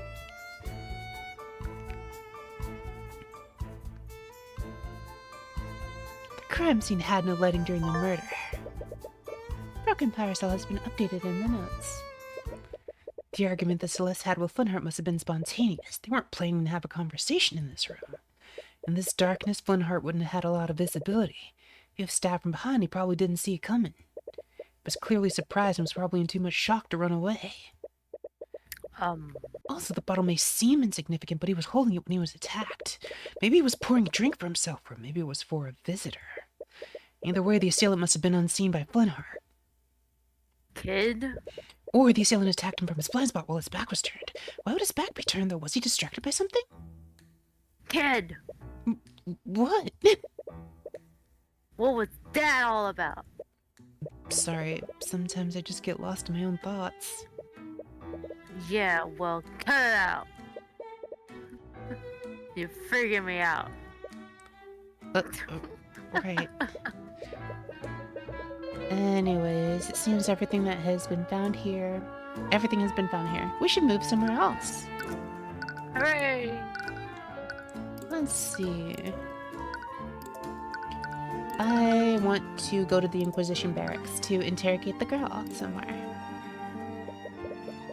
We return to the dungeon to speak with Celeste, but when we check the cell that she was being kept in, it is empty. The Inquisition must be questioning her. She should come back later. Oh, well. Examine. There's only one locked door that leads into the cell, and it seems to be locked by a magical mechanism. The torches are hanging on the wall of the cell. It seems a bit irresponsible to put a potentially harmful item in here with the prisoners, but perhaps the Inquisition doesn't actually care about that. The cell also has a barred window. Even if our prisoner somehow broke through the bars, there's a 3-story drop to freedom. Oh, no. It's exactly what it says. It's a 3-story drop to freedom from your life. And plunged into the ground. Yes, you too can escape from your life. If people keep seeing you here, they're going to start asking questions. Leave the investigation to me. All you have to do is stay quiet until the trial is over. Also, she is 18. While heading upstairs, we stopped the prosecutor having a conversation with someone. They seem to be in some kind of argument. Enough!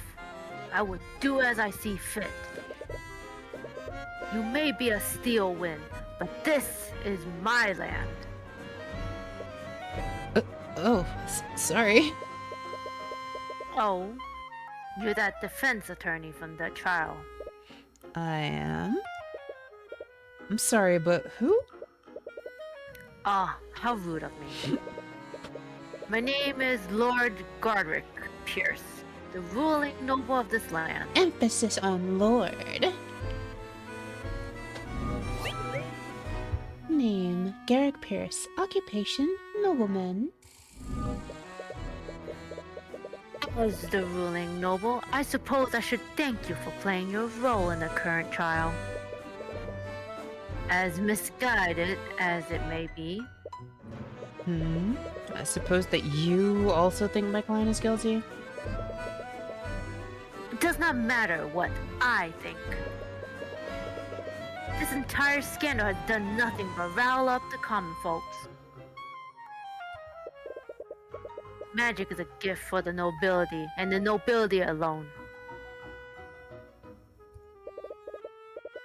It's a symbol of a aristocracy. Aristocracy. Aristocracy. Gomene. Hai, ine. Ganbatte ne? And our divine right to rule. And now that bastard child has tainted that symbol in the public eyes. All of that has nothing to do with her. She's just an innocent woman who got wrapped up in all of this. Even if she is innocent, the charges have been laid and made public. Someone must take the fall, lest the public accuse the justice system of corruption. So you're saying that she should be found guilty even if she's innocent? What do you suppose will happen if she's adequate? Acquitted. Acquitted. Interesting. Hey, Rich, I think I might know what that is. I remember reading something similar to that. What is the name of that? All the public will see is a mage going free despite a Myriad. myriad of evidence. That alone will be enough to cause public outrage.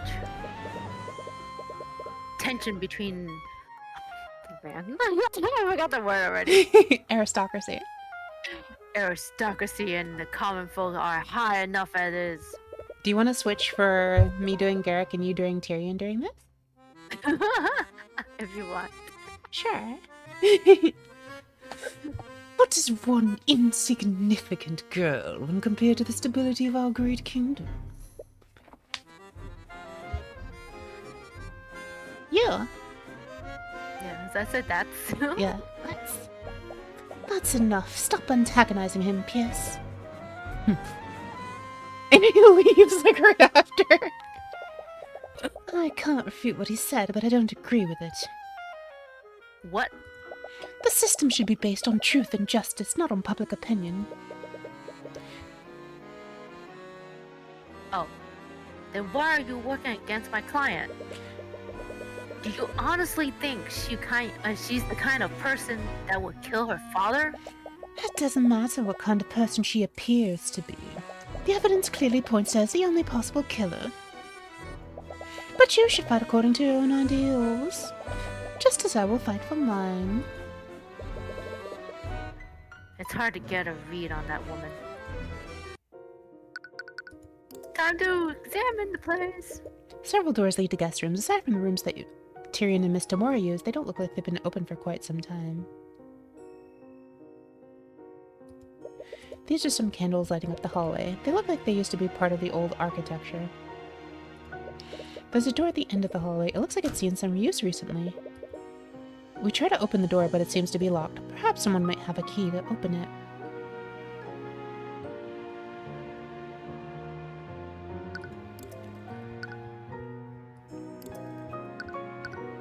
Let's try the barracks again. Return to the cell that Celeste is being kept in. The prisoners. The ambient despair in the air fills her mind with a horrendous stench. Do our best to ignore the emotions of the other prisoners, but you haven't had much practice blocking out this many people. As Tyrion arrives, you see Celeste huddled down in a corner. As soon as she sees him, her dour mood seems to lift if only for a moment. Oh! Oh. Oh. Oh, I thought we were switching again. Oh. So do you want me to continue or you continue her? I'll do her, and then you can do Cuthbert for this, and then we'll swap back later. Sure. Oh, hi, Mr. Cuthbert. There's no need to address me so formally. Just call me Tyron. Okay. Anyways, I came here to ask you some questions about the case. Alright. The trial. I'm sorry for freezing up like that. I almost lost us the trial. No, there's no need to apologize. You did great. But it was only thanks to her. If she hadn't calmed Tyrion down, who knows what would have happened. But I still don't understand, though. Why were there traces of magic on my dad's body? Alright, those traces of magic were on the sword and the body. Magical traces are particles of magical residue that are left behind when a mage casts a spell. They only linger around for 48 hours, and that gives you a rough timeline of when and where a spell is cast. Did you cast a magic... did you cast Mage Blade on your sword that day? I did. I usually cast it when I train in the morning. That explains why there was a trace on the sword. Did the trace on my sword leave the magical trace on my dad's body? No, magical traces can't be moved around physically. For a spell to leave a trace, it has to be active when physical contact is made. Really? What does that mean then? Whatever killed your father had a transmutation spell active on it at the time. The magical trace on your sword was just an unlucky coincidence. I can't believe this. Talking now about Flint-Hurt McCoy. Could you tell me more about your father? Sorry, I know this must be difficult after everything that happened. No, it's okay. If it helps you, I'll try my best to answer your questions. Were you too close? Aw, bye-bye, Rich. Lurky Lurk? Oh, are you gonna join for Kiki? Hey! We were... I'm sure you know this by now, but I was adopted by him and my mom. But even though I didn't have their blood, they treated me as if I did. He loved me with all his heart until...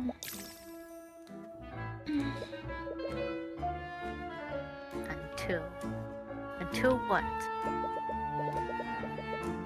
Does this have something to do with the argument that they had? The argument. I'm sorry to say this, but I could hear your argument from my room that night. I've seen like 5 minutes of Kiki. I didn't finish. So I'm excited to see it as well. By the way, Lumi, we're watching Kiki tomorrow offline after Aki's stream, if you want to come. I don't know actually what Kiki is. Kiki's delivery service. Ghibli movie. Oh, that Kiki. I wasn't sure yet, because I just assumed maybe it could have been a separate title. No, Kiki's delivery service. I don't know if I'm doing anything with my sister. It's at 5 o'clock. Oh. Dinner time! I thought your dinner was at like 7. It kind of varies between my sister's mood, so Oh, okay. if she's hungry, whenever, it's whenever I eat with her. Okay, I'll continue. Could you tell me about what happened? For as long as I can remember, my dad has hated mages. I'm not sure why, but if you even mentioned magic around him, he'd fly into a rage. So, I hid my magic from my family. But why even learn magic in the first place? If you really wanted to, you could have gone your whole life without using it. Ever since our tavern closed, my family's been in a lot of debt. I decided to become a mercenary and use magic to enhance my ability to fight. Most mages are in the nobility, so people will pay a lot for a sellsword who can use magic. And that's what she's a mercenary. Celette's occupation has been added to the notes. But I know now. I'll learn magic magic was the biggest mistake I've ever made. On that night, my dad found my spell compendium. When he confronted me about it, I finally came clean to him. That's when he flew into another one of his rages. He shouted at me. He told me that I'd betrayed him and his family. I'm so sorry. I can't imagine how that must have felt. I deserved every bit of it. I knew how much he hated magic, but I learned to use it anyway. He showed me so much love, and I just threw it all away. Don't say that. I'm sure he still loved you. No, I could see it in his eyes. He hated me, and he died hating me. You feel a sharp pain in your chest as you see that thought.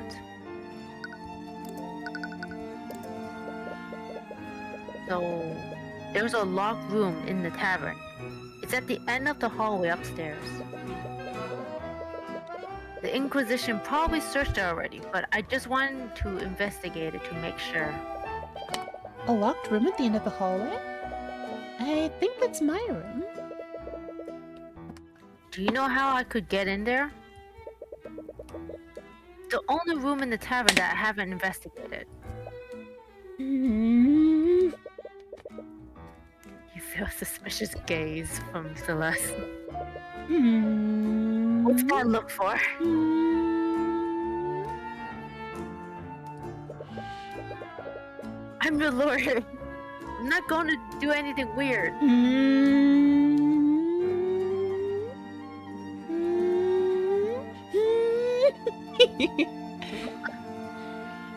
Sorry, you're right. Here, you can use this key to get inside. The Celeste's bedroom key has been added to the notes. Well, time to sit on. Go to her room. Yep. We're going zoomies. That picture in the background looks cute. It does. We use the key to enter Celeste's room. However, we're startled when we notice that someone else is already inside. I already told you not everything that I know. What more do you... Oh, aren't you Celeste's attorney? I am. Who are you? Oh, how rude of me. I'm Jolene McCoy. I'm Celeste's mother. Name, Jolene McCoy. Occupation, unemployed. I was at the trial this morning. I can't thank you enough for everything that you've done for my daughter. So, this is Celeste's mother. She might be able to tell me, might be able to tell you more about Flintheart. About that, do you mind if I ask you some questions for my investigation? Of course, I'll do anything I can to help. Let's talk about your husband. Can you tell me about, tell me why your husband hated Major so much? I understand that most people dislike the nobility and associate magic with them. But on that night, it's like he was so furious. He was furious at Celeste specifically because she was a mage. Oh, you must have talked to Celeste.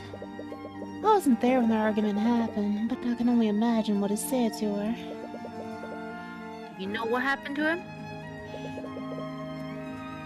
Why does he hate magic so much? Celeste doesn't know about this, but years ago Flintheart and Ada had a sister named Effie. When we were all children, we were friends with a boy named Garrick Pierce. He was the son of the ruler noble at the time. Garrett Pierce, isn't that the nobleman that was speaking with Stillwind earlier? The plot thickens.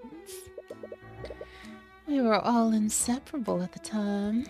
He'd always sneak into town to play with us against his family's wishes. They probably weren't too happy about that. He was quite rebellious back then, but he's a completely different person now. But everything changed when Garrick began learning how to use magic. Hello, Dreamer, how are you? One day when we were playing together, he wanted to show off the spells that he'd learned.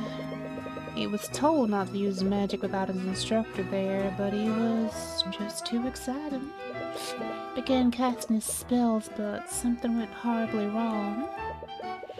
He lost control of his magic and fatally wounded Effie. He tried bringing her back into town, but by then it was too late. She was already gone. I'm sorry. That must have been traumatizing for all of you. The next day, the Arcane Inquisition came to investigate what happened. House Pierce used their connections to cover it up. They even threatened Flintheart's family into keeping quiet. After that, the official story was that Effie had been mauled by a wolf. That's not surprising. The nobility seldom takes responsibility for their action, even for mistakes like that. Flintheart's sister has been added to the notes. Flintheart's sister died during an accident involving a Garrick Pierce and his magic. Ever since then, he has hated magic and the mages who wield them. Something changed in Flintheart after that. He began speaking out against the nobility. Eventually, he started hosting rallies in this very tavern. Each night, more and more people began listening to his words and joining the cause. The number of people that he'd gotten under his banner was terrifying. There was even talk of an outright revolution against the kingdom. That might explain why someone would go out of their way to kill him. I knew how much danger he was putting himself in, but no matter how hard I tried, I couldn't convince him to stop. His attitude didn't even begin to change until we adopted Celeste. Let's talk about Celeste then. Can you tell me more about Celeste? How did she become part of your family? It all happened many years ago, back when the McCoy Tavern was still open. We were closing one night when we found a baby with white hair abandoned in the dining area. We waited weeks for her parents to come by, but no one ever came looking for her. And then... oh, that was you. Baby was Celeste? Yeah, Flintheart and I had always wanted a child. I thought that Celeste must have been a gift from the Scaled Lord. But one day I saw Celeste practicing her magic. I think that's when I realized that someone from the nobility must have abandoned her at our inn. I didn't care though. I loved her all the same. I'm sure Flintheart did too. Wait, you knew she was a mage all this time? I did. You haven't known her very long, but she's a terrible liar. Flintheart must have noticed too, and I think that he didn't want to believe it. It's my fault. I should have forced him to see the truth. I spoke with Celeste earlier. She thinks that her father hated her because she was a mage. There's no way he would ever feel that way. He loved her more than anything in the world. No matter what he said to her that night, nothing would ever change that. After seeing them together, you figure as much.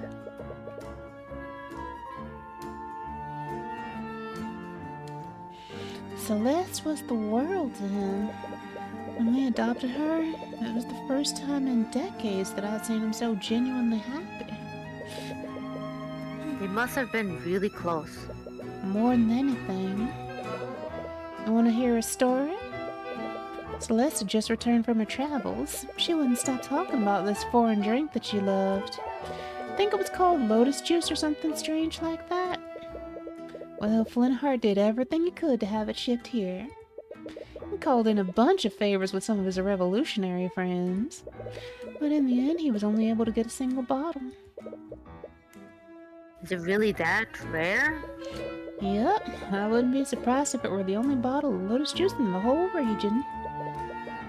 Wait a minute. Lotus juice? Is this the bottle that Flintheart bought? Showed her a picture of the shattered bottle that you found next to Flintheart's body. How are you today, Jean? It is! Oh no, he was going to surprise her with it. Found the broken pieces next to Flintheart's. Well, I found them in the dining area. strange. He had been keeping it in our room so she wouldn't find it. Really? When was the last time you saw it? Right before I left the house that night. It was right before their big argument. So it wasn't just lying around in the bar. He decided to retrieve it after the argument. Shattered bottle of lotus juice has been updated in the notes. Everything here has been investigated, but there's still one last thing that needs to be done. Ready yourself for one last conversation with Celeste. Oh, sorry. I'm just skipping this. I accidentally read. It's fine. I'm gonna drink some water. I should do the same thing, honestly. I choked on a little bit of water. Wait. One line. Hoi!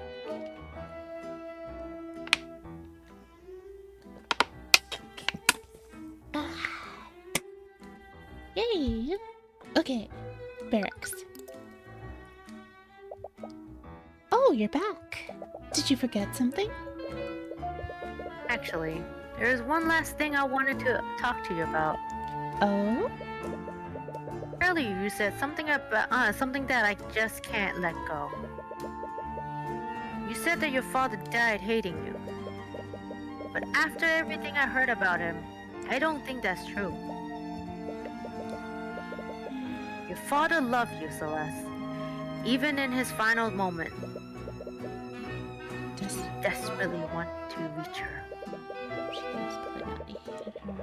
If she keeps believing that he hated her, that thought will eat away at her for the rest of her life.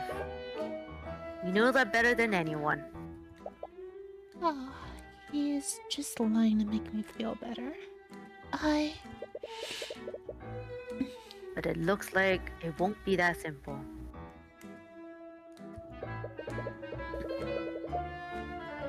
You need to win an argument against her if you want her to see the truth.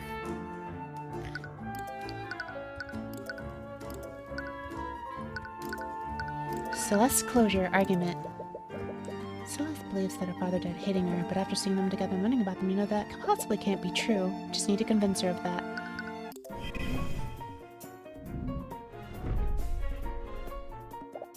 I know you're just trying to make me feel better, and I really do appreciate it. But everyone knows that my father hated mages. He's always hated magic. There's no reason behind it. Time to present something. That would be the testimony for Flintheart's sister. He hates magic because Garrick Pierce killed his sister with magic. I don't know if it's my place to say this, but there's a reason why your father hated magic so much. What? When Flintheart was a child, he had a younger sister. She was tragically killed by a mage decades ago. That's why he had an immense hatred for magic. I never knew. But that doesn't change anything. That's all the more reason for him to have hated me. He was so selfish of me to learn magic. I knew how much he hated it, but I still learned to use it anyway. Magic killed someone that he loved. No wonder he was furious.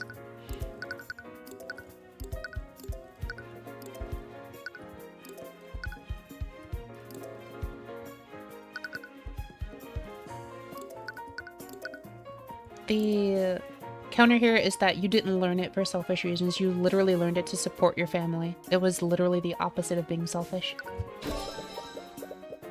But you didn't learn magic to benefit yourself, did you?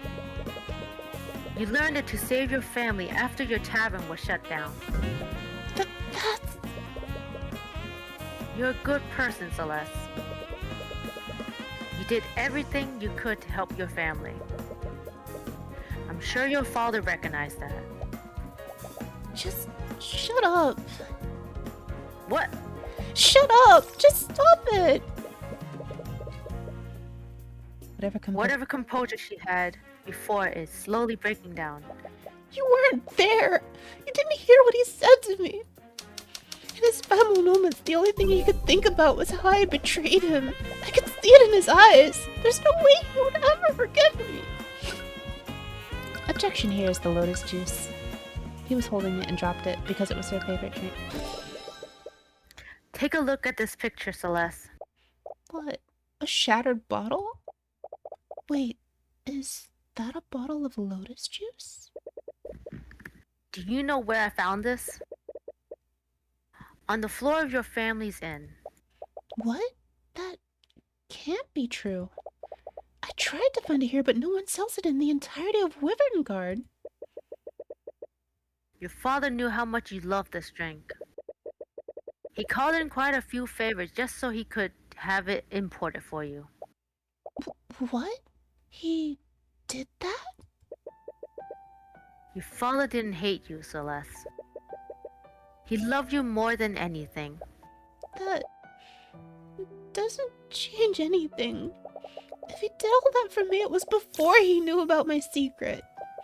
I'm sure he never would have done that if he knew the truth. That's not true at all. What the hell would you know about him? You barely even knew him. How could you possibly know how he felt about me? Don't you think I want to believe that he still loved me before he died? But I know the truth. There's no way he would ever forgive me for what I did. It's not just the fact that he bought that drink for you. It's also where the bottle was when it shattered. What do you mean? Your mother said that bottle was stored in her room before the argument. But I found the shattered bottle in the lobby where his body was. I ran into him before I went to look for you. He was going upstairs to his room. That can only mean one thing. He went to retrieve the bottle after the argument ended. What? Why would he have it? It's because he was going to give it to you, Celeste.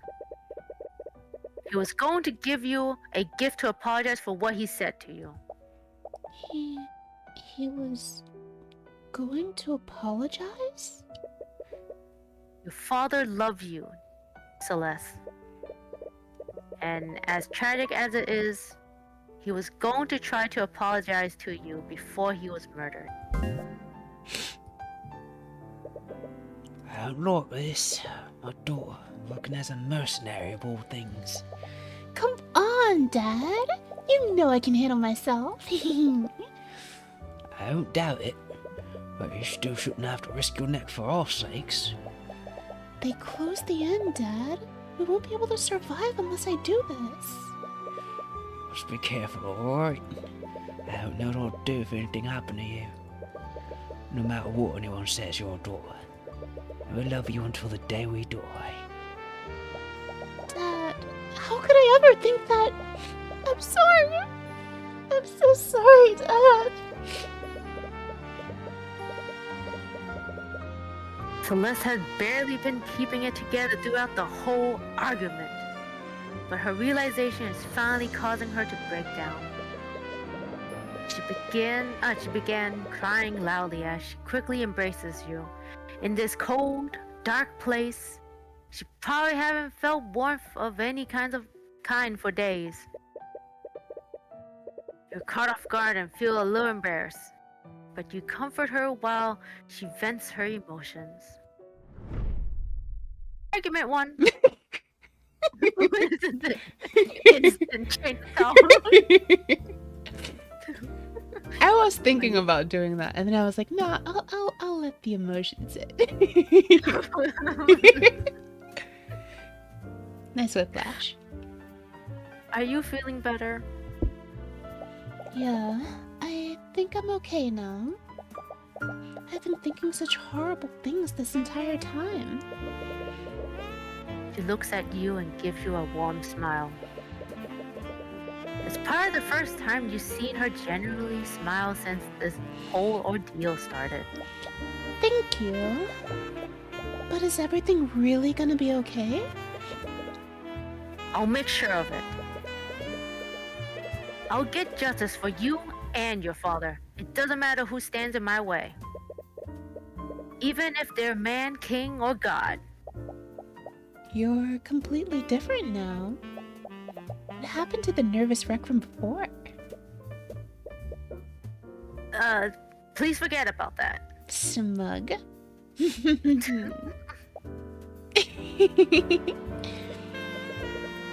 Anyways, take some time to rest.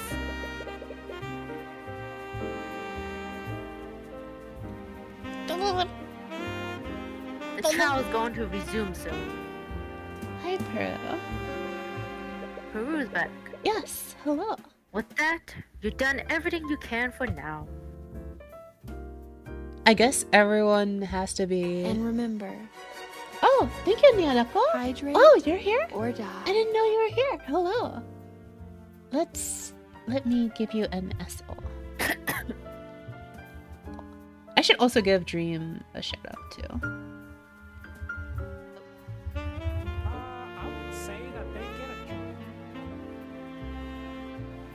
I was in the middle of kind of an emotional thing, so.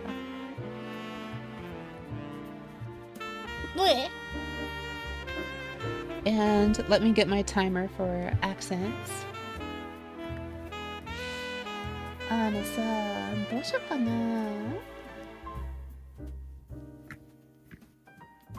I guess I'll just do posh British, I guess. Oh, we've done everything confident. Actually, I can do the gangster hora hora. That one's popular.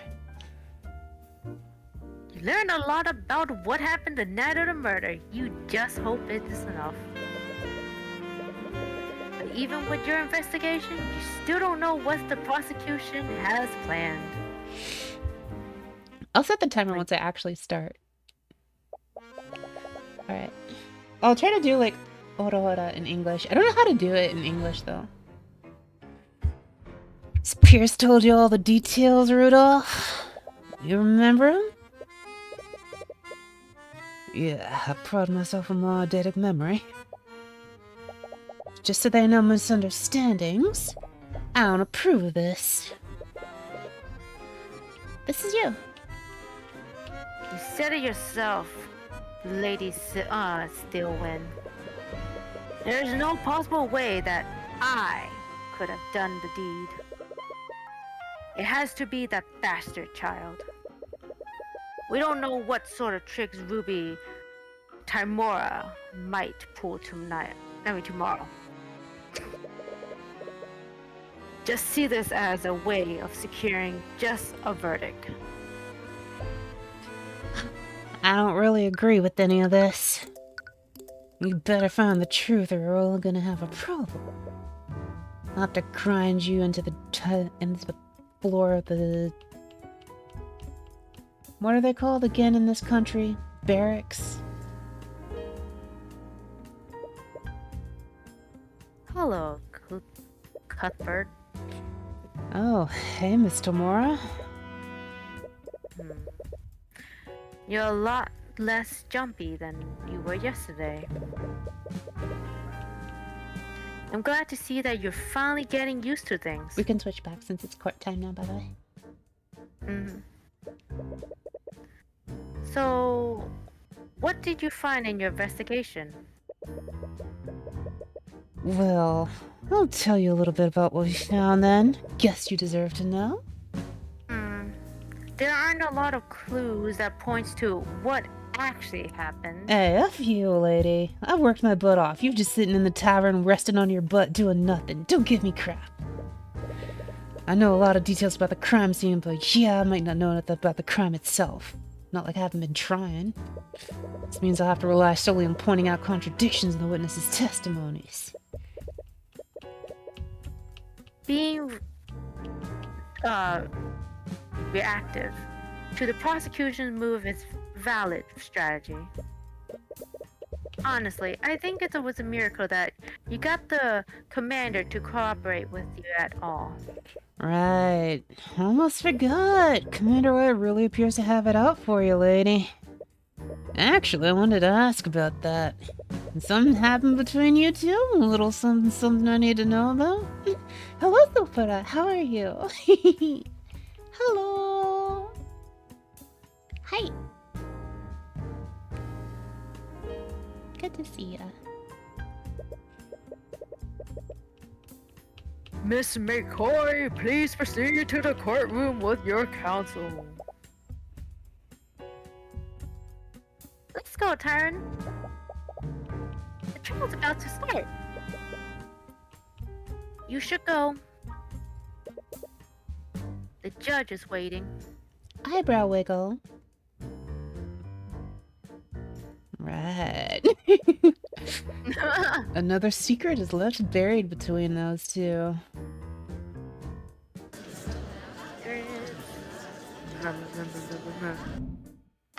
Showtime. Court is now resumed for the trial of Celeste McCoy. Let us review the proceeding from yesterday. Yesterday, the defense presented some shocking oversights made during the investigation. Yeah, I personally saw to it that the investigation was conducted properly this time. I see. I suppose that put my mind at ease. At yesterday's trial, we found an inconsistency between the crime scene photo and the autopsy report. Because of this, the defense tried to push the following narrative. The third party must have interfered with the crime scene to frame the defendant. However, the prosecution has discovered another explanation. Because of that, the individual who discovered the body would like to testify as to what he saw. His eyewitness account will clear up what actually happened. Interesting. It was my understanding that the individual in question wanted to remain anonymous. Supposedly, this witness was within the gallery of the trial yesterday. After yesterday's proceedings, he felt he couldn't stay silent for any longer. About time, stupid coward getting off his butt and actually participating in the trial. So, that's her plan. Oh, there we go. But why would the witness change his mind like that? Did Stillwind persuade him, or is something else happening here? Very well. Let's hear from this witness. I think we have a good balance for this. You can do this, guy. Witness, please state your name and occupation for the court. I don't remember what voice I gave him in the beginning. You didn't. I've been doing this guy every time he showed up until just now. No, I did like way. Oh, in the very, beginning. very, very first guy? Yeah. No. He showed up the very first time. I don't think so. Because you did the, like, blue-haired guy, and then I did the butler guy. At the very, very beginning. Yeah. I don't think you've ever done this guy. What do you pronounce it? Rise? Rise? Yeah, go for Rise, I guess. Monster Hunter Rise! My name is Rise. Reginald Rudolph. Reginald Rudolph. I'm a chauffeur at the Equine. Equine Verity. That is the most stuck-up, like, over-eloquent way to ever say that. I drive horses! I drive horses! I am a chauffeur. Simple word game. I'm a chauffeur of the equine variety. I drive horses! Name, Rice Rudolph. Occupation, servant.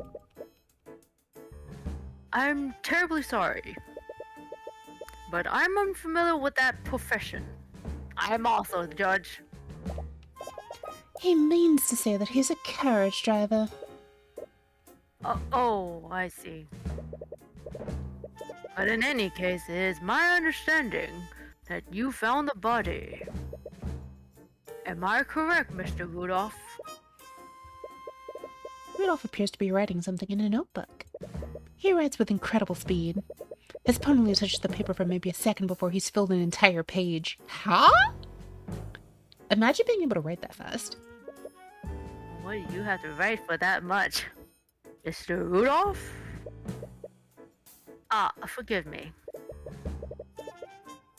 I was merely taking notes on the people in this room. Taking notes? The witness has a certain compulsion to keep a record of every event that he witnesses. I see. Then I assume we will receive an accurate testimony of how you found the body. Actually, I witnessed much more than that. I saw the crime as it was being committed. And I wrote down everything I saw. What? That is quite the claim. If that's true, why did you choose to remain silent until now? We had initially concluded that the evidence alone was decisive enough. Therefore, we saw no need at the time for his testimony. However, the circumstances clearly changed during yesterday's trial. There's no way the prosecution would leverage eyewitness testimony from the start. Something else is happening here. Very well. Mr. Rudolph, please testify to the court about what you saw that night. A witness testimony. I was transporting a client in my carriage that evening. We were driving by the McCoy Tavern when we heard a disturbance. This occurred at 1:28 a.m. Exactly. Worried that something was amiss, I walked into the establishment to see what was the commotion was about. There, I saw the defendant. She was lit by the blue glow of the dining room lights. She had stabbed Flintheart McCoy and was channeling magic into her sword. She removed her sword from Flintheart's chest, and as he slowly turned to face her, she stabbed him again in the front. She soon realized I had witnessed her heinous crime. She let the body fall to the ground and fled the scene.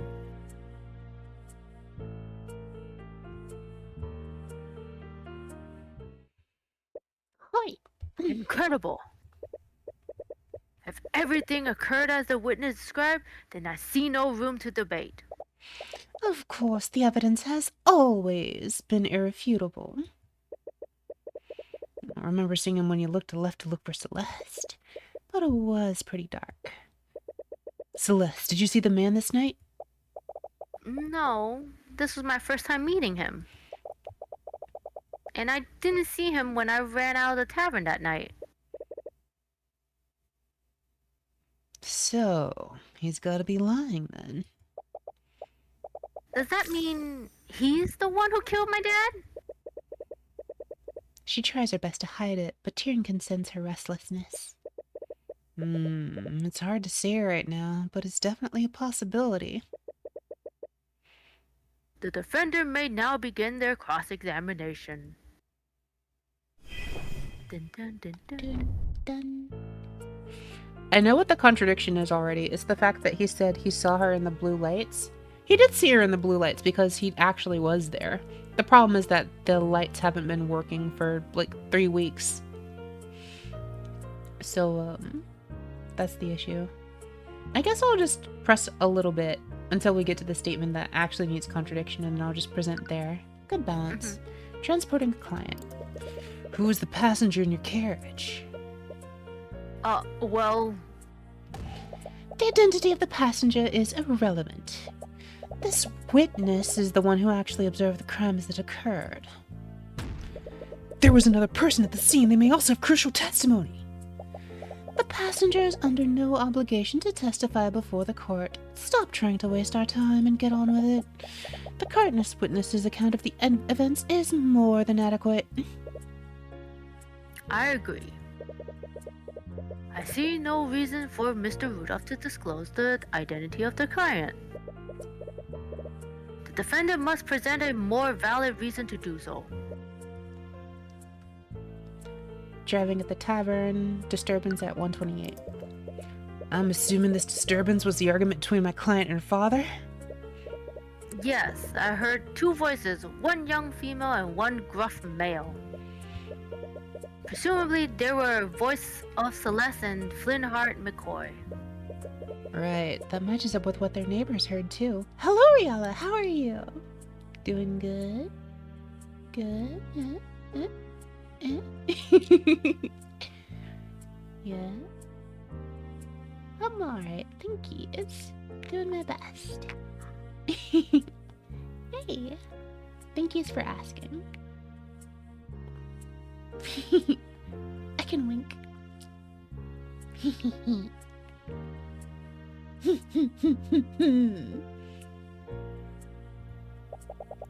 What did you do after hearing this disturbance, Mr. Rudolph?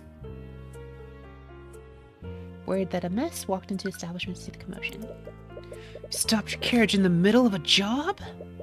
And it seems pretty abnormal for a carriage driver. What'd your passenger think of this? He had no quell. Oh. Quell? Quarrel? Quarrel? He had no quarrel with it. Ugh, I can't pronounce What kind of passenger would be okay with stopping mid-drive? The passenger's thoughts on the matter are irrelevant to his testimony. Unless you have any hard evidence to prove otherwise, you're wasting our time again. Get on with it. Now then, please tell us what you saw in the establishment, Mr. Rudolph. Saw the defendant lit by the blue glow of the dining room lights, stabbed him when was channeling magic into her sword. You sound certain that you saw my client and the victim. How are you so sure it was them? Flintheart McCoy and his daughter were well known within the town. Flintheart made himself quite known in the region through his social activists, and young Celeste dresses in a manner that is far wealthier than the town folks of Cornhaven. Do you live in the same town as the McCoys? How would you know about this? I don't live there, but my work brings me there quite frequently. The witness's place of residence has no bearing on his testimony. What matters is that he was there when the murder occurred. You have quite the habit of wasting our time. I pray that you won't continue. Why is Steelwind deflecting questions about his personal life? The evidence here is that the lamps haven't been on since the lamps were broken for weeks. Objection! Mr. Rudolph, you testified that you saw my client murdering the victim. And you supposedly saw her casting magic while doing so? Yes, I could never forget such a ghastly sight. That moment was burned into my memories. I see. Well, it's funny that you say that. How so? Because your entire testimony, what the complete... Oh, what? Are you accusing the witness of perjury? Surely you know that such accusations can't be made lightly, Mr. Cuthbert. My accusation is far from baseless, Prosecutor Steelwind. Take a look at this report. The dining room lights are artificial devices that have been powered by an arcane power cell. However, that same arcane power cell was broken during the time of the murder. The dining room lights had no energy and the room would have been pitch black. The witness couldn't have seen anything, much less a homicide. Wait, I can explain. There's no need, witness. You could have easily seen another source of light. Perhaps one of the McCoys lit a candle because of the blackout. The witness clearly described a source of blue light. A candle or lantern wouldn't emit a color like that. Then the witness was clearly mistaken. The witness records everything he sees in his notebook. He even remembers the exact times that each event occurred. So why would it be incorrect about such a clear and obvious detail?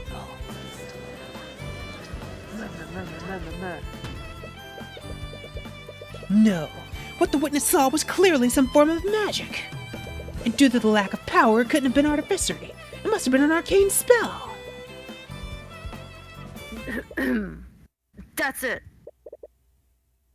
What is it, witness? I must made an incorrect assumption. Please allow me to revise my testimony. Sure. What do you think of this, Prosecutor Steelwind? If the witness wants to revise his testimony, then I see no harm in obliging him. And you, Mr. Cuthbert? If he thinks he saw something different, then it's only fair to hear him out. We'll tear through each of his lies no matter what he does. Yeah. My job. I remember now. Yesterday, it was revealed that Flintheart was killed using magic. Oh, this music is hype. I must have seen Flintheart's daughter channeling a magic spell. The spell was called Mage Blade, am I correct?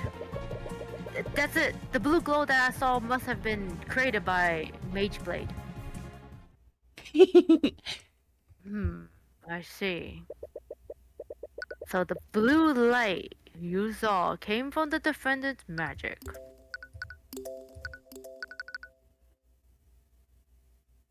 It glows yellow, not blue. That's the lie. Mr. Cuthbert, you may proceed with your cross-examination. With pleasure. Cross-examination. Remember that Flintheart was killed using magic? Are you changing your testimony based on yesterday's trial?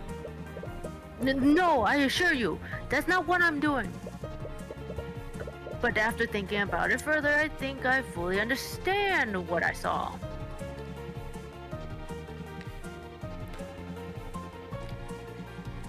Must have seen Flintheart's daughter channeling. Wouldn't that be pretty noticeable and distinct? The witness is of the common folk. Furthermore, the defendant's magical ability wasn't known to many until the night of the murder.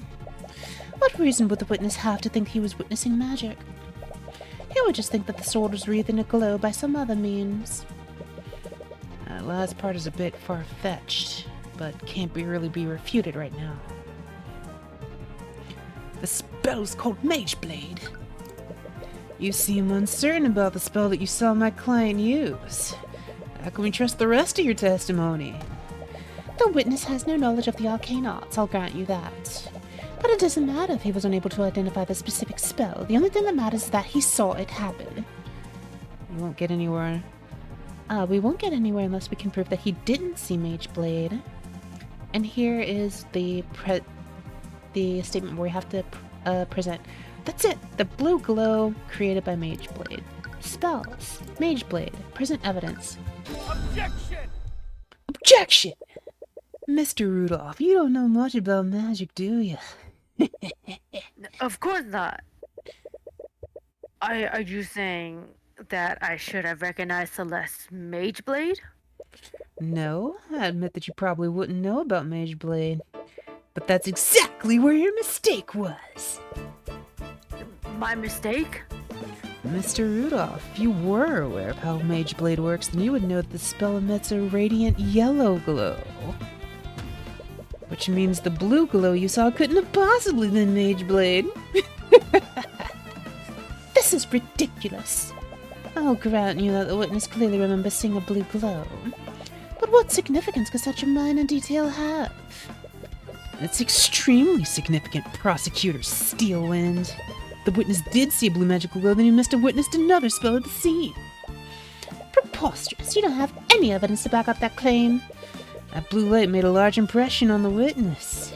He wrote it down in his book. He specifically mentioned the color. There's no way he would be mistaken about something like that. So, what'd you really see, Mr. Rudolph? You see my client at the scene casting a spell that she couldn't possibly cast? Or did you see another mage at the scene? Well... Your Honor, the defense has no right to accuse the witness like this. Let me remind you that perjury is a crime, Mr. Rudolph. If you're found to have lied in your testimony, you will be prosecuted. No, wait, please. That's you. Now, that's quite enough of that. Everyone's surprised. Garrick Pierce suddenly steps down from the gallery and walks to the witness stand. He's breaking every possible rule in the book, but no one in the room moves to stop him. The bailiff looks to the judge nervously, but the judge just narrows his eyes and carefully watches Pierce. Pierce, meanwhile, shoves the still flustered Rudolph off the stand and begins addressing the courtroom. What is he even doing here? I will not stand by while you harass my servant. Pierce! We discussed this. There was no need for you to take the stand. And what, pray tell, did they discuss? Nonsense. I have nothing to hide. And if you had done your job properly, I wouldn't have needed to intervene.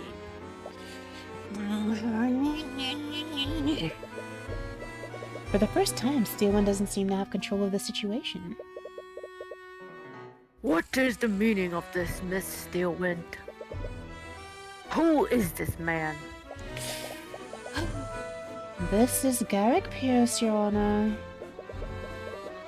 That is Lord Garrett Pierce to you, Steelwind. I am the honorable heir to the Pierce noble house. In any case, I must apologize. I'm afraid that these misunderstandings are entirely my fault. What do you mean? You see, Rudolph wasn't the one who witnessed the crime that fateful night. It was me. I was the one who witnessed the crime. I had my driver report the body so that I could remain anonymous. You what? Are you saying that you had Rudolph lie for you? I simply dictate to him what I saw and had him repeat that to law enforcement. It simply wouldn't do for a member of the nobility to appear publicly in court. Lord Pierce, regardless of your intention, this is very clear act of perjury. From the look on the judge's face, we can tell that he easily won't face any actual consequences. I understand, and I will accept the consequence of that.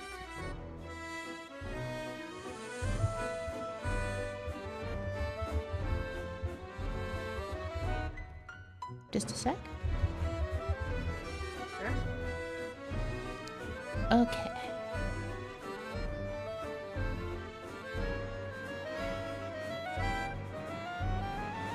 Okay.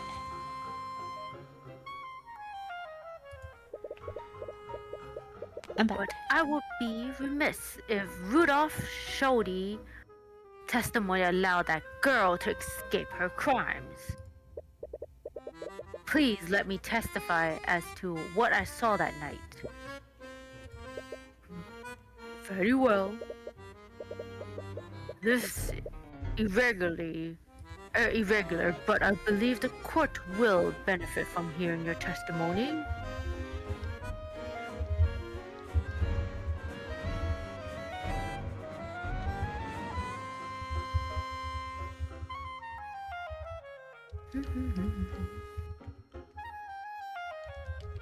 Enjoy the court music. Sorry. No, that's fine. However, know that this misconduct has hurt your credibility. Very well. Witness testimony. On the night of the murder, I found myself unable to sleep. So, I went on a leisurely carriage ride around Cornhaven. I happened to be passing by the McCoy Tavern when I heard a loud commotion from within the building. Curious, I stopped my carriage and took a step inside the establishment. Then, I saw the scene inside. I saw the defendant stabbing the poor man twice with her sword. Garrick Pierce. He's a member of the nobility. That means that he's probably a mage, right?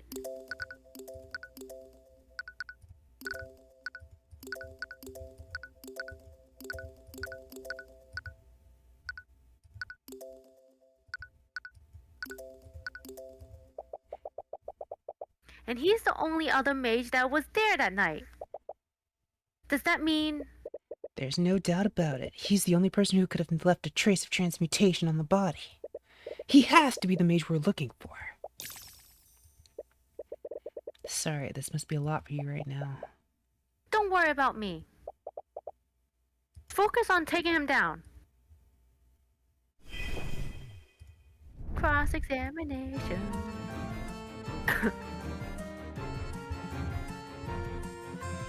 Boy. Night of the murder, found himself unable to sleep. Carriage ride. That seems like a strange way to pass the time. Not that we believe him for a second. The witnesses asked the Trinity is all beside the point. What matters is that he was clearly at the scene. I wouldn't quite put it that way. But nevertheless, Happened to be passing by the tavern, we heard the commotion. Guessing this commotion was the argument between my client and the victim. one would conclude that yes. As we all know, both of them became quite loud during their argument. It's not unreasonable to say that the witness heard them from his carriage. Curious, he stopped and took a single step inside. He saw the scene.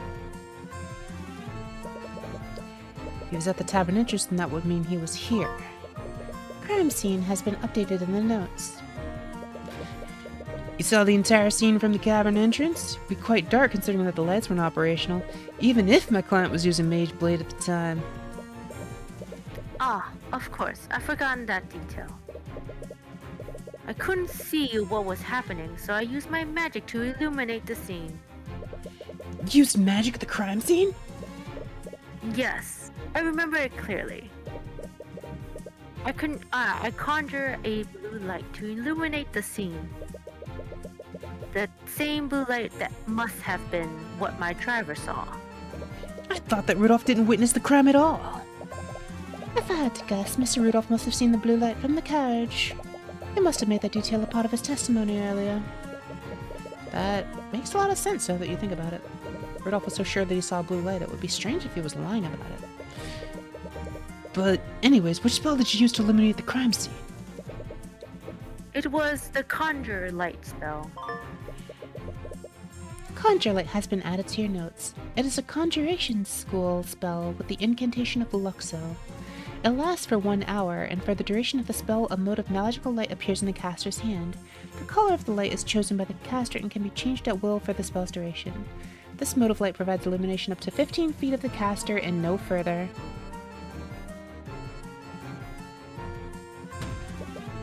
Your Honor, if the witness used magic at the crime scene, then I'd like for a spell companion to be added to the court record. I see no reason to invade the witness's privacy over a trivial illumination spell. I agree. The defendant would need a stronger reason to Requisition. requisition this witness spell commendum. Right you are, Your Honor. Your wisdom is truly fitting of your station. Oh, shut up. I used Conjure Light to illuminate the scene from the tavern entrance. From there, I clearly saw the crime unfold. This is where the issue is, because it's a combination of the map, not the scene, map. We can see that this is scaled, right? If it only provides light within 15 feet, he should have only been able to see halfway into the room. He can't have been here to have also seen the crime. You had to be closer. Yeah, so we'll present evidence that Conjure Light can't work. Objection! Objection! Lord Pierce, you said that you illuminated the scene from the tavern entrance? And you only took a single step into the building? Of course. I remembered it very clearly. I stood only at the entrance. In that case, I'd like for you to take a look at the map of the tavern. If we take a look at this map, that would place you right here where the W is. Am I correct? Of course I was. I do not know what you wish to achieve by having me repeat that fact. Well, I find it interesting that you illuminated the crime scene from all the way back there, considering that Conjure Light only illuminates an area within 15 feet! What? The spell's range is irrelevant. We've already established that the victim would have been illuminated by Mage Blade. During his testimony, Lord Police clearly stated that he couldn't see what was happening. That's why he cast Conjure Light in the first place. However, Conjure Light doesn't work like a normal source of light. It only provides illumination up to 15 feet of the caster and no further. If he had stated the interest, his spell wouldn't have done anything to help illuminate the scene. But what does this mean? Lord Pierce, did you illuminate the crime scene or not? Well, I can answer that question for you, Your Honor. Lord Pierce did illuminate the scene of the crime. He illuminated it because he was standing right where it happened. Mr. Cuthbert, are you trying to say that Lord Pierce was that close to where the murder occurred?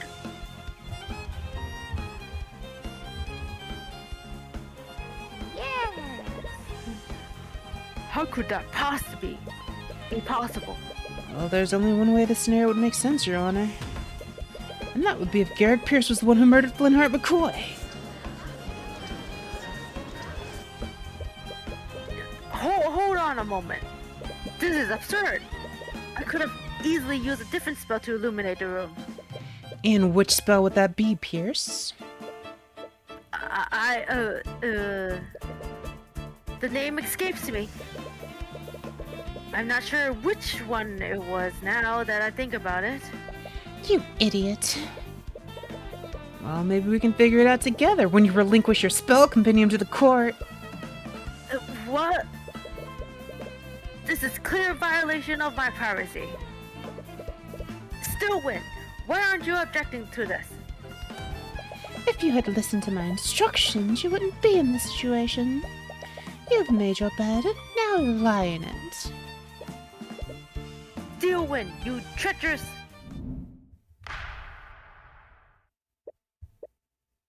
That's enough!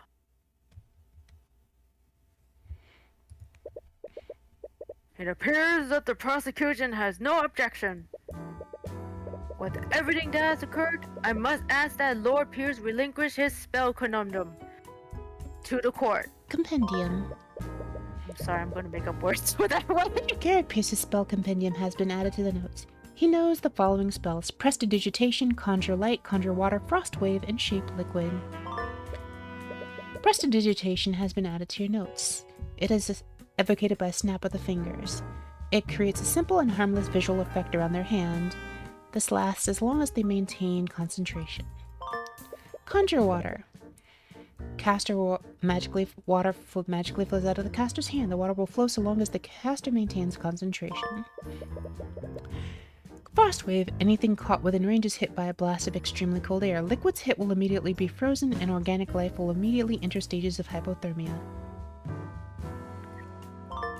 Shape Liquid. While concentrating on this spell, the caster can magically manipulate up to 10 liters of liquid and form it into complex shapes. At any time, the caster can choose to freeze the liquid and solidify its current shape. While frozen, the caster can also choose to make the liquid instantaneously melt. Good job, Tyron. Tyron. That is spell compendium. With that, this case is as good as ours. Or is it? Steelwind didn't even try to stop Tyrion from taking a spell compendium. She wouldn't let that happen just to spite Lord Pierce. She definitely still has something up her sleeve.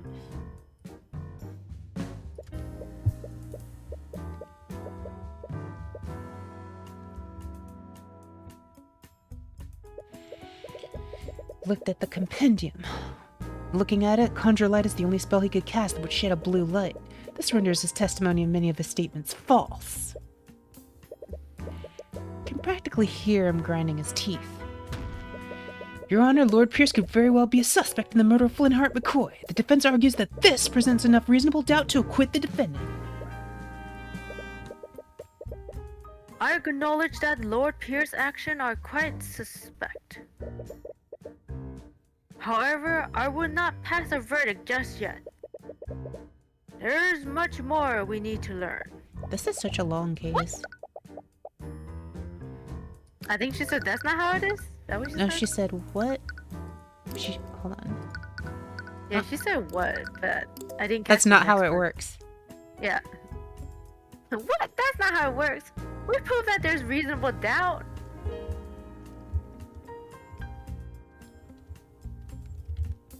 Ooh, this court case is long.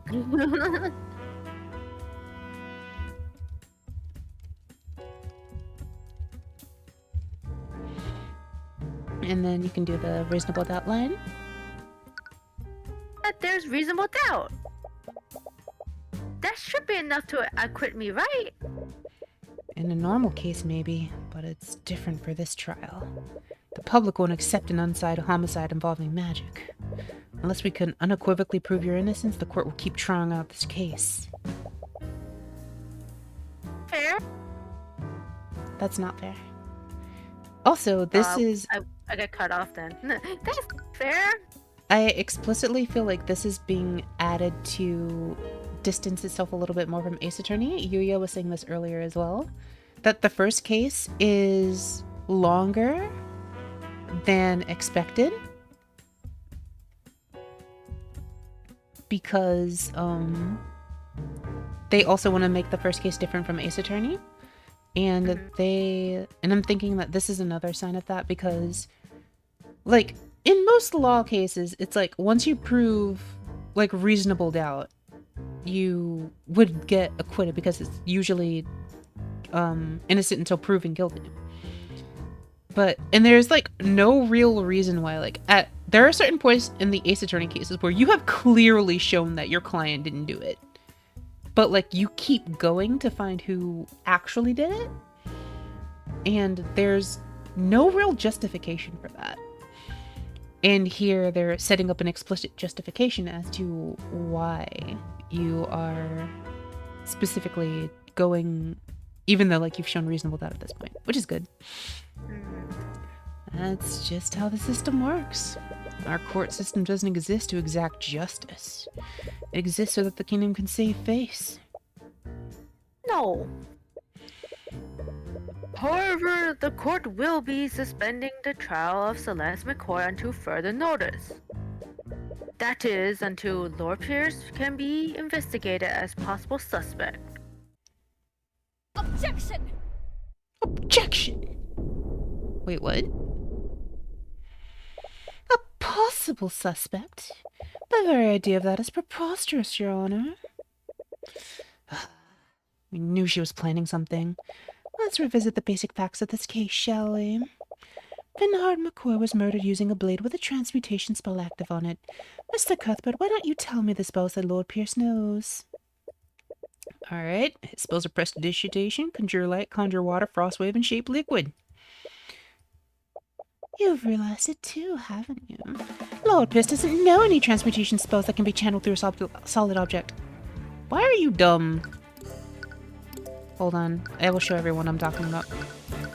What part of you can make any, hi Peru! How are you?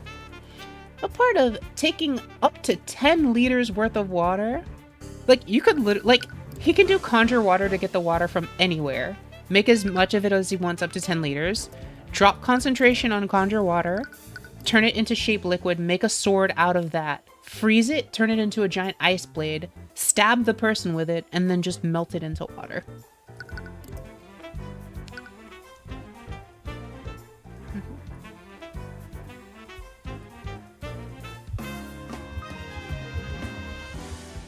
We had to solve the case to get there.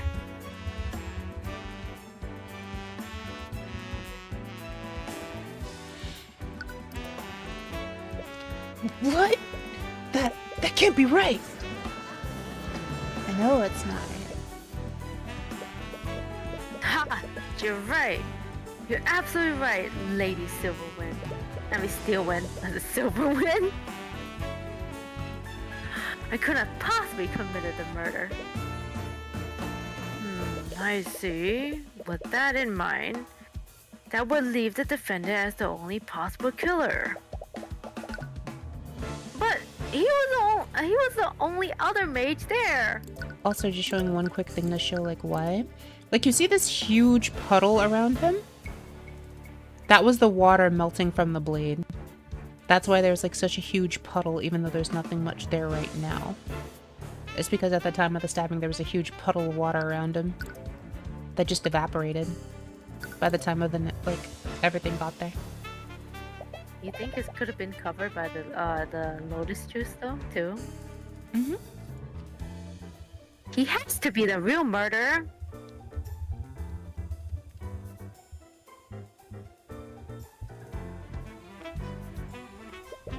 But he doesn't know any transmutation spells that can affect a solid object. Can't prove that he stabbed him while casting magic. Wait a minute. How did he do it then? She's right. How did he do it? If there are traces of transmutation wound magic on the wound, then Flynn Hart was definitely stabbed by something magical. But none of his transmutation spells can affect a steel blade. Does that mean that he used something else? Of course it does. The defense did cast magic. I cast some doubt on his witness testimonies. Commit. Hi. Nevertheless, I must conclude that he could not possibly commit the murder. With that in mind, Please wait, Your Honor. We still can't conclude that Lord Pierce couldn't have committed the crime. what are you on about? Lady Steelwind said it herself, you commoner. I don't know any spells that can be channeled through a metal blade. It's right, which can only mean one thing. You didn't use a metal blade, did you? Frustration. What nonsense is this? The autopsy report clearly states that the wound was created by a blade. If he didn't channel magic through a blade, how could he possibly commit the crime? Yes, your claim seems quite contrary to the fact thus far, Mr. Cuthbert. Which spell did Lord Pierce use to commit murder?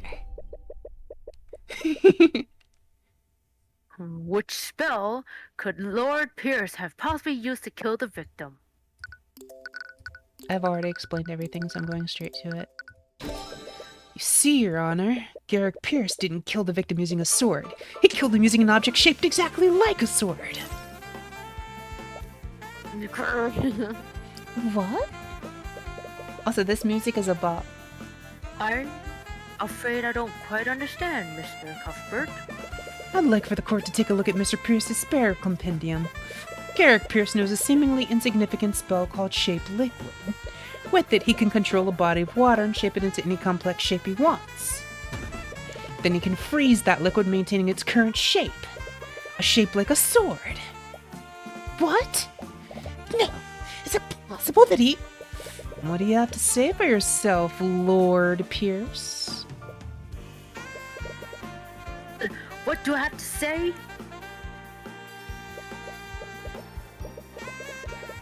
Pierce's breathing becomes more frantic. He's clearly not used to being put in the corner like this. You can see his stress and frustrating emanating through the eye of Horus. And remember, Oh, thank you, hydrate speech. or I will. die.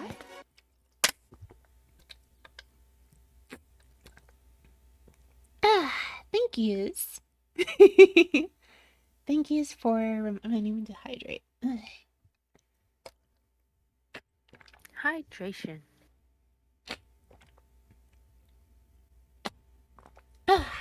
That's my entire bottle of water done.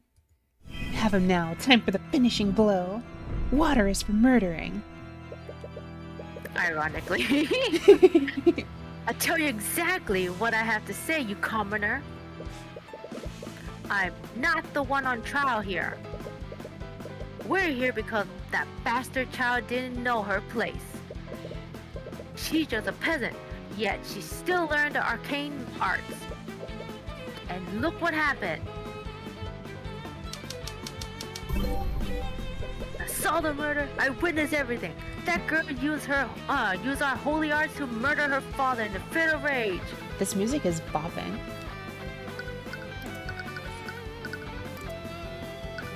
I feel like we're Spy X Family kind of music. That's what it sounds like to me. Yeah. She can't have done it because her blade isn't magical.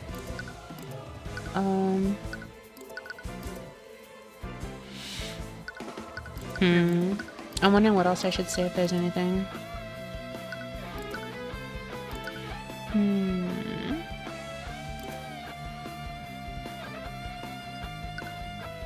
While you decide after you hydrate. Huh? No, I just said, oh, why you decide I'm gonna hydrate. I hydrated because Peach asked me to. And also asked me to stretch. So, I'm gonna stretch while I'm thinking about this a lot. Okay. So, the first thing that he said is... What was it again? She killed him, right? I'm not exactly sure what to say about this. I guess the only thing is that Aura Blade. Like, maybe Aura Blade? But, like, maybe it's also the picture of the crime scene that shows, like, this huge bottle? Like, this huge area? Oh, wait, no. It's this, because what we need to contradict right now is his statement that he says he witnessed everything. He couldn't have because it's impossible. It's an easier one. And how, pray tell, did you see everything? If you recall, you testified that you only took a single step inside the inn. But you would have needed to be within 15 feet to see my client with Conjure Light. This again? If you're going to keep treading on that one detail, then I admit it. I stepped further into the inn. I kept the detail out of my testimony. All because I knew that you used it to cast suspicion on me. The music is a bop, actually. Lord Pierce.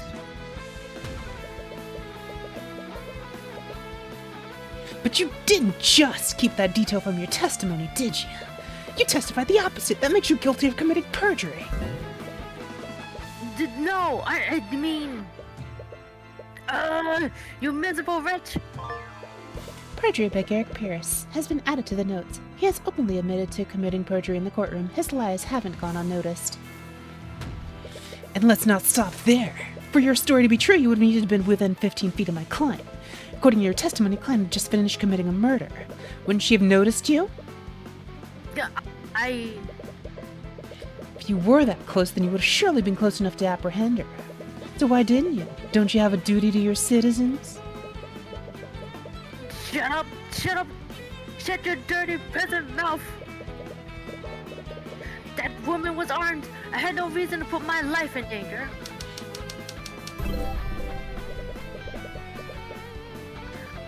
She was wielding her sword after the murder. I was terrified when I saw her holding that bloody sword. My life wasn't in danger. Objection, the sword was left in the body. But that can't be right, can it, Lord Pierce? This photo of the crime scene shows that the sword was left in the victim's body. How could she still be wielding her sword if she left it there? What? Damn you! Damn you!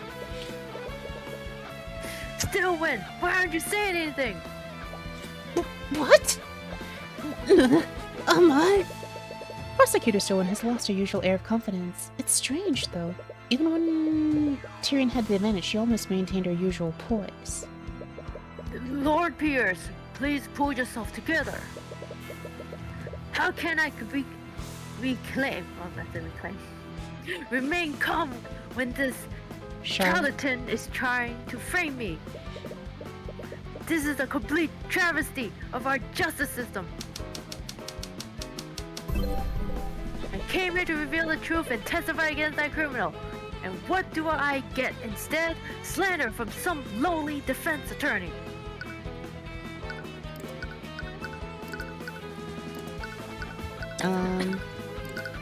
Perjury. You talk about justice, but you've committed several acts of perjury to twist the outcome of this trial. You're clearly not acting in good faith. You don't care about justice, you just want to further your own agenda. So admit it, Pierce, you created a makeshift sword using shape liquid and you used it to impale Flintheart.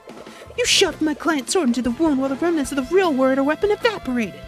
It was a perfect crime, wasn't it?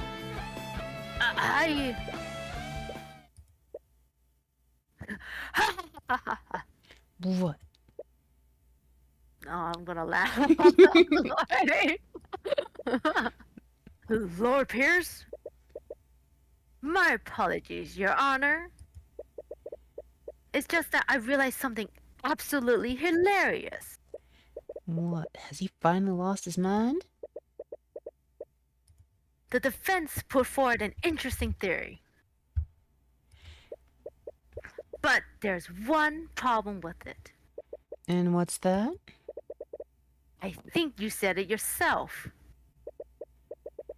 You shoved Celeste's wound into the wound while the remnants of the real murder weapon evaporated. It was a perfect crime, wasn't it? You see, it would have been a perfect crime. Because any evidence to support that theory would have evaporated with that frozen blade. What? No! He's right. If he used an ice blade to kill Funheart, it would have evaporated by now. And that means... There would be nothing left of a murder weapon. No. We can... I can't believe that they're pulling this on us this late. We know about magic traces. You spun quite the tale here today.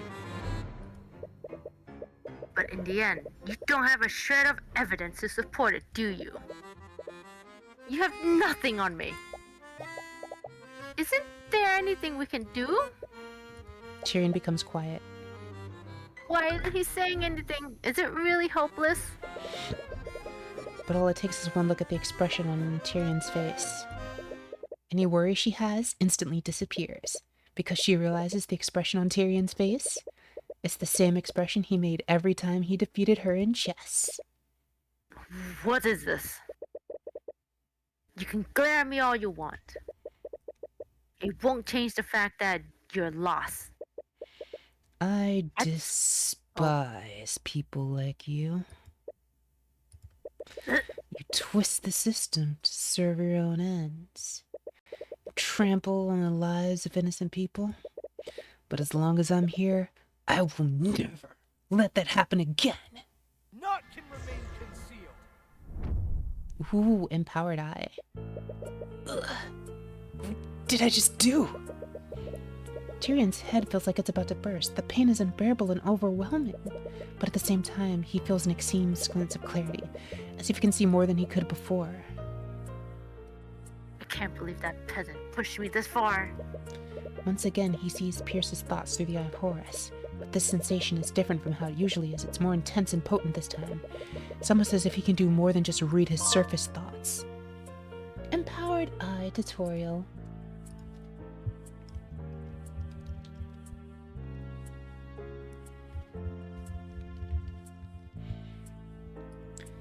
You've activated the Empowered Eye. With it, you'll be able to do more than just see the witness's thoughts. You'll also be able to affect what they think about. Project items into Pierce's mind to evoke thoughts from him. You'll want to project items that make him think about the murder. Evoking the right thoughts will raise your insight. Once the insight gauge is filled, you'll have everything you'll need to implicate him and end the case. Let's do this one. Even now, that image is still lingering in my mind. I didn't expect this experience to have such an effect on me. Doesn't give me anything that I can use. I should try something else. Let's start with Shape Liquid. After all the trouble I went through, I can't believe that lawyer figured out the spell I used. Well, no matter. It's not as if there's any evidence to prove I used it. I'm lucky that old fool had a bottle of water with him. Water from a bottle? Wait, a bottle? Well then, as riveting as this has been, I believe it's time for me to take my leave.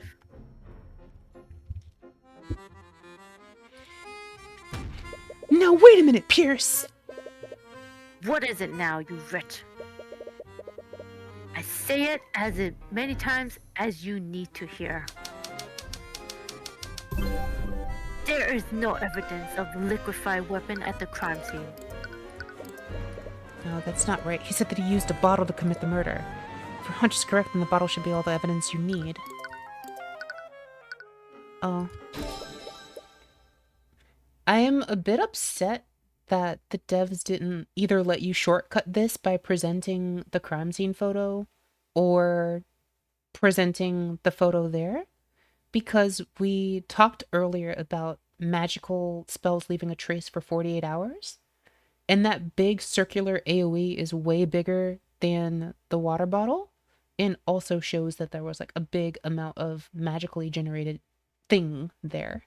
So I'm a little upset that they went the extra mile to kind of like justify some of the issues that have been a long-standing problem with Ace Attorney, but they also didn't go the rest of the distance to like make use of all of the information that was given in the case. So I'm a little sad about that. Unless they do it right after this, but I still feel that if that's the case, you should have been able to present both. Fair logic, but you know. You're right, Pierce. If you did use sheep liquid on a body of water, the murder weapon would have evaporated entirely. Ah, it seemed you finally gotten that fact through your thick head. Bravo. But let's not get ahead of ourselves, Pierce. What if you didn't use sheep liquid on a body of water? What if it was another type of liquid? What are you going on about? Pierce, sheep liquid doesn't just work on water. It works on all kinds of liquids. This shattered bottle contained the liquid that you cast your spell on, didn't it? Show him the picture of the shattered bottle of lotus juice. That bottle. Pierce, I found this shattered bottle on the ground near the victim's body. I wonder what caused it to shatter. You must have decided to use any liquid you could find. Luckily for you, the victim was holding the perfect quantity of liquid in his hands. I wonder, Lord Pierce. If we had someone analyze the broken pieces of this bottle, would we find traces of transmutation magic?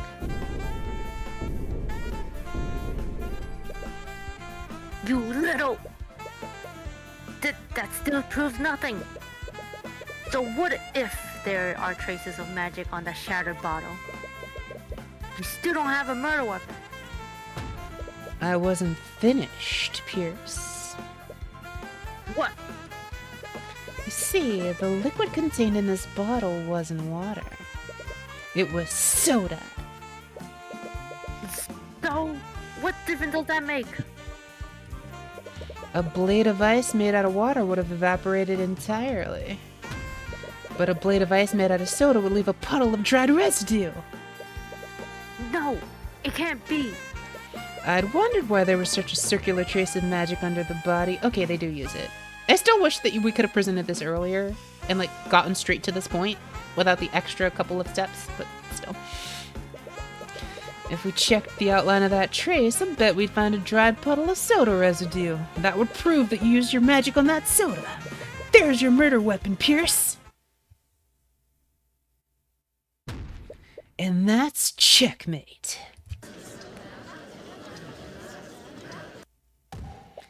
Bailiff, tell Orm to analyze the crime scene at once. We must determine if this puddle of soda residue exists. The time window to find traces of magic's closing. We already have a picture. So, we had our team search the crime scene for that soda puddle. Give me just a sec. Take all the time you need. Okay. I really can't believe, but we found it. In fact, the outline of the dried soda lines up exactly with the outline of the trace of the transmutation magic. Gotcha. We checked the broken bottle too. There was trace of transmutation magic on it as well. There's no doubt about it. Someone used magic on that soda. I see. Thank you, Orm. Please escort Lord Pierce back to the stand. What do you have to say for yourself, Pierce? What do you think you accomplished here today? Do you honestly think you can indict me? I'm an aristocrat from the highest echelons Echelons, yes. Of our society. of our society. That fool of a man was an insurgent. He was a threat to society, and I did my civic duties by removing him. Objection! Objection?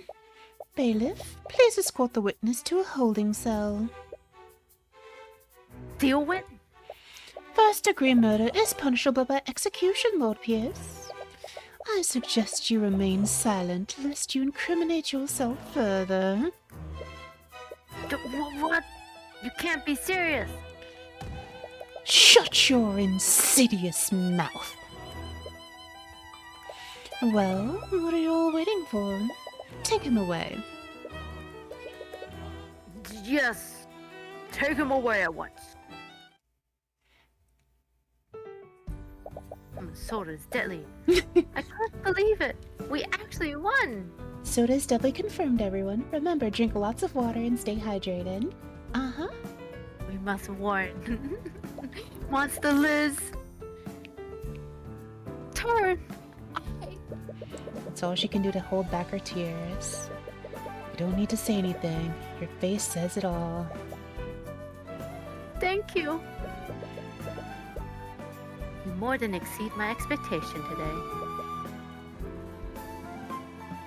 Mr. Mora. I'll be honest. When I realized that murder weapon evaporated, I thought that case was shot. I can't believe you were able to turn that around. It was just luck. If we had used water, we would have been done for. It had nothing to do with luck. You were able to deduce which liquid he used. And you did it just by looking at a few shards of broken glass. Actually, no, I did it by looking at the gigantic freaking puddle of yellow around the guy's body. Your skill of deduction never ceased to amaze me. That's not exactly true. But with Celeste there, Tyrion can't tell her about her his new ability. You all are quite lively. There's no need for such hostility, though I wouldn't expect any less from the Hound of the Eye Taker.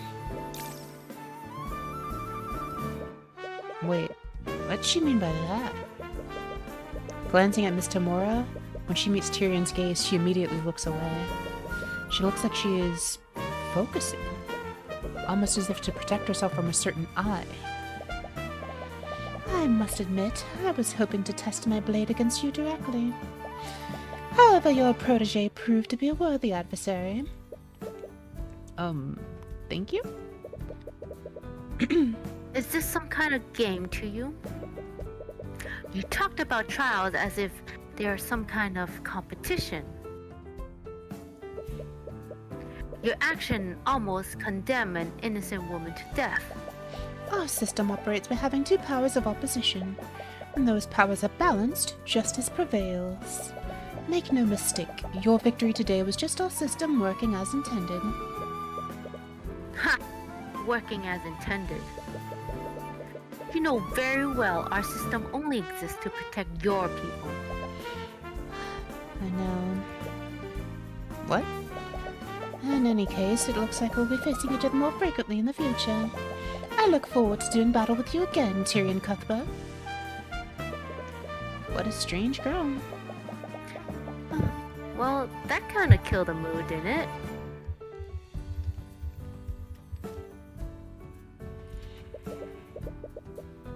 Not at all. I think we should celebrate. Oh? What do you have in mind? There's this amazing restaurant in the upper quarter of the capital city. They usually only serve nobles, but they let anyone if they have enough gold. Wait, do we have enough gold? Of course we do. Don't worry about the details. I'll handle everything. Wait, just how much money does Miss Tamora make? And so began Tyrion's journey into the world of law and magic. Their justice system is rotten to its core, and he'll have many trials ahead. Regardless, he'll keep fighting on and get justice for every one of his clients. Episode end. The Cold-Hearted Yay. Aristocrat. Achievement unlocked. Complete case 1. This feeling, I knew it! His radiant soul has finally awakened! I can't believe it! I've been waiting for so long. I can't wait for that day when I can see his eyes drip in agony. I want to see them dripping in agony. I was about to say drip. I was like grape. I was like, oh lord. I was about to say the wrong word. And with that, we've finished case 1 of Tyrion Cuthbert, Attorney of the Arcane. Hopefully everyone enjoyed that. Had a lot of fun going through Case this. 1. Soda is deadly. Case 1, soda is indeed deadly. Alright everyone, gonna raid us out onto Super Kim. Thank you very much for the head pats, Foley. Yay! Doing my best. Yes. So that was a pretty successful first session of the collab. Next time Yes. we'll take on case 2. It's likely that we won't be able to finish case 2 in one sitting, but we'll do what we can. Thanks for watching, everyone. Hopefully you enjoyed today. Raid Kiss Kim. What's her name?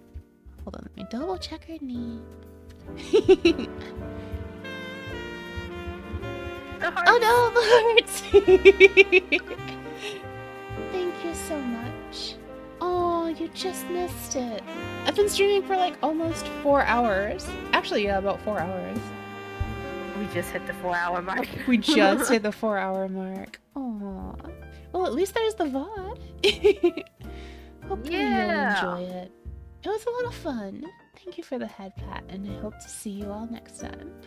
I'll also give you back the points that you spent just now, since you just got here and you did at the end. Slowly, I'll give you back your points as well. Thank you for the head pat. Take care, everyone.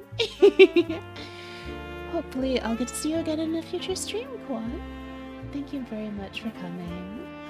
Glad that I was able to catch you at the end. Farewell for now, everyone. I'm happy that I get to end the stream with a head pat. Thank you so much. Hey.